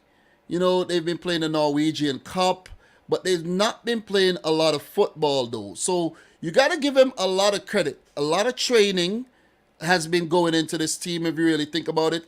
Just considering that their season, I think, goes by, finish like late in the year and restarts like in the new year. So they have the 2021 season, the 2022 season. So they've not been playing a lot of games, but that it doesn't matter. The result does not show that they lack match fitness or anything, because these dudes managed to beat Roma again. You got to give it to them. If you look at, I'm pretty sure if you compare the market value of these two 11s, a big disparity. Mkhitaryan, Tammy Abraham, you think Sergio Oliveira, god damn, Brian Cristante, Lorenzo Pellegrini. Come on. These are some big names. Rui Patrice, these are some big names. These guys came in for big money. A lot of them. A lot of them came in for big money, man. I'm not gonna get too deeper into this, but this result is another shock result on Bodo Glimt. Look, let's just call this the meteoric and the continuous rise of Norwegian club Bodo Glimt. I love the story, man. I love the story. It's a fairy tale story. And if they go on to win this competition, Europa League next season, you know what I would really love to see? Bodo Glimt in the Champions League. Bodo Glimt in the Champions League. And I think there is a path to the Champions League for one of these Norwegian teams where I think they take part in qualifiers. So I think Bodo Glimt might have a chance to go into qualifiers this season when the new Champions League season come up, and see if they could actually take that. And if they fail, they might actually just go into the Europa. I don't know, but what I know for sure is they're doing a damn good job. Who's in charge of this team? The coach, Kjetil Knutsen. Don't know the man, but he's doing a damn good job. So there you have it, man. My reaction to the Europa Conference League results, including Bodo Glimt's upset over Roma for the second time this season. May the best team win the competition. So, guys, we've been live for 3 hours 36 minutes. I think I've done a great job, and big up to everybody who joined the live stream. It's a marathon one. If you're watching a replay right now, thank you very much for tuning in. Appreciate it, guys. Appreciate everybody. And what else do we have to talk about? I don't think we have anything else to talk about. We talk European competitions. We talk the Premier League. Yeah, we've done it. We've done a good job. You know what I'm saying? And my boy Liam is still sleeping too, so it is what it is. So, guys, like the video if you are yet to do so. We'll definitely appreciate it. And we have gotten to 63 likes. Guys, we could do better than that. I think we could do better than that. So if you haven't yet liked the video, make sure you do so. If you're watching a replay, come on, like the video. Thank you very much in advance. And, guys, this is where I leave you. I love you, but I got to go. It's late. I might be up all night simply because my wife won't be coming home. As for now, she won't be coming home, so I might have to call her for work tomorrow, and I might be stuck with my boy Liam. He's a night owl. All right. So thank you very much for tuning in to yet another one. Go check out some of the awesome videos I have on the channel, some of the collaborations I've done recently, and I shared it in my community post. And I appreciate the support from you guys once again. Guys, big match week coming up, match week 32. We've already seen Newcastle beat Wolves, and we have some big games coming up tomorrow. But the most anticipated game of the season, Man City versus Liverpool, Sunday at the Etihad Stadium. All right, and after that's over, we got Champions League next week. We got FA Cup semifinals coming up. So, listen, it's non-stop action when it comes to football, man. So, guys, thanks again from your boy Dominic Rich. Until next time, peace out. Rich Squad. Peace.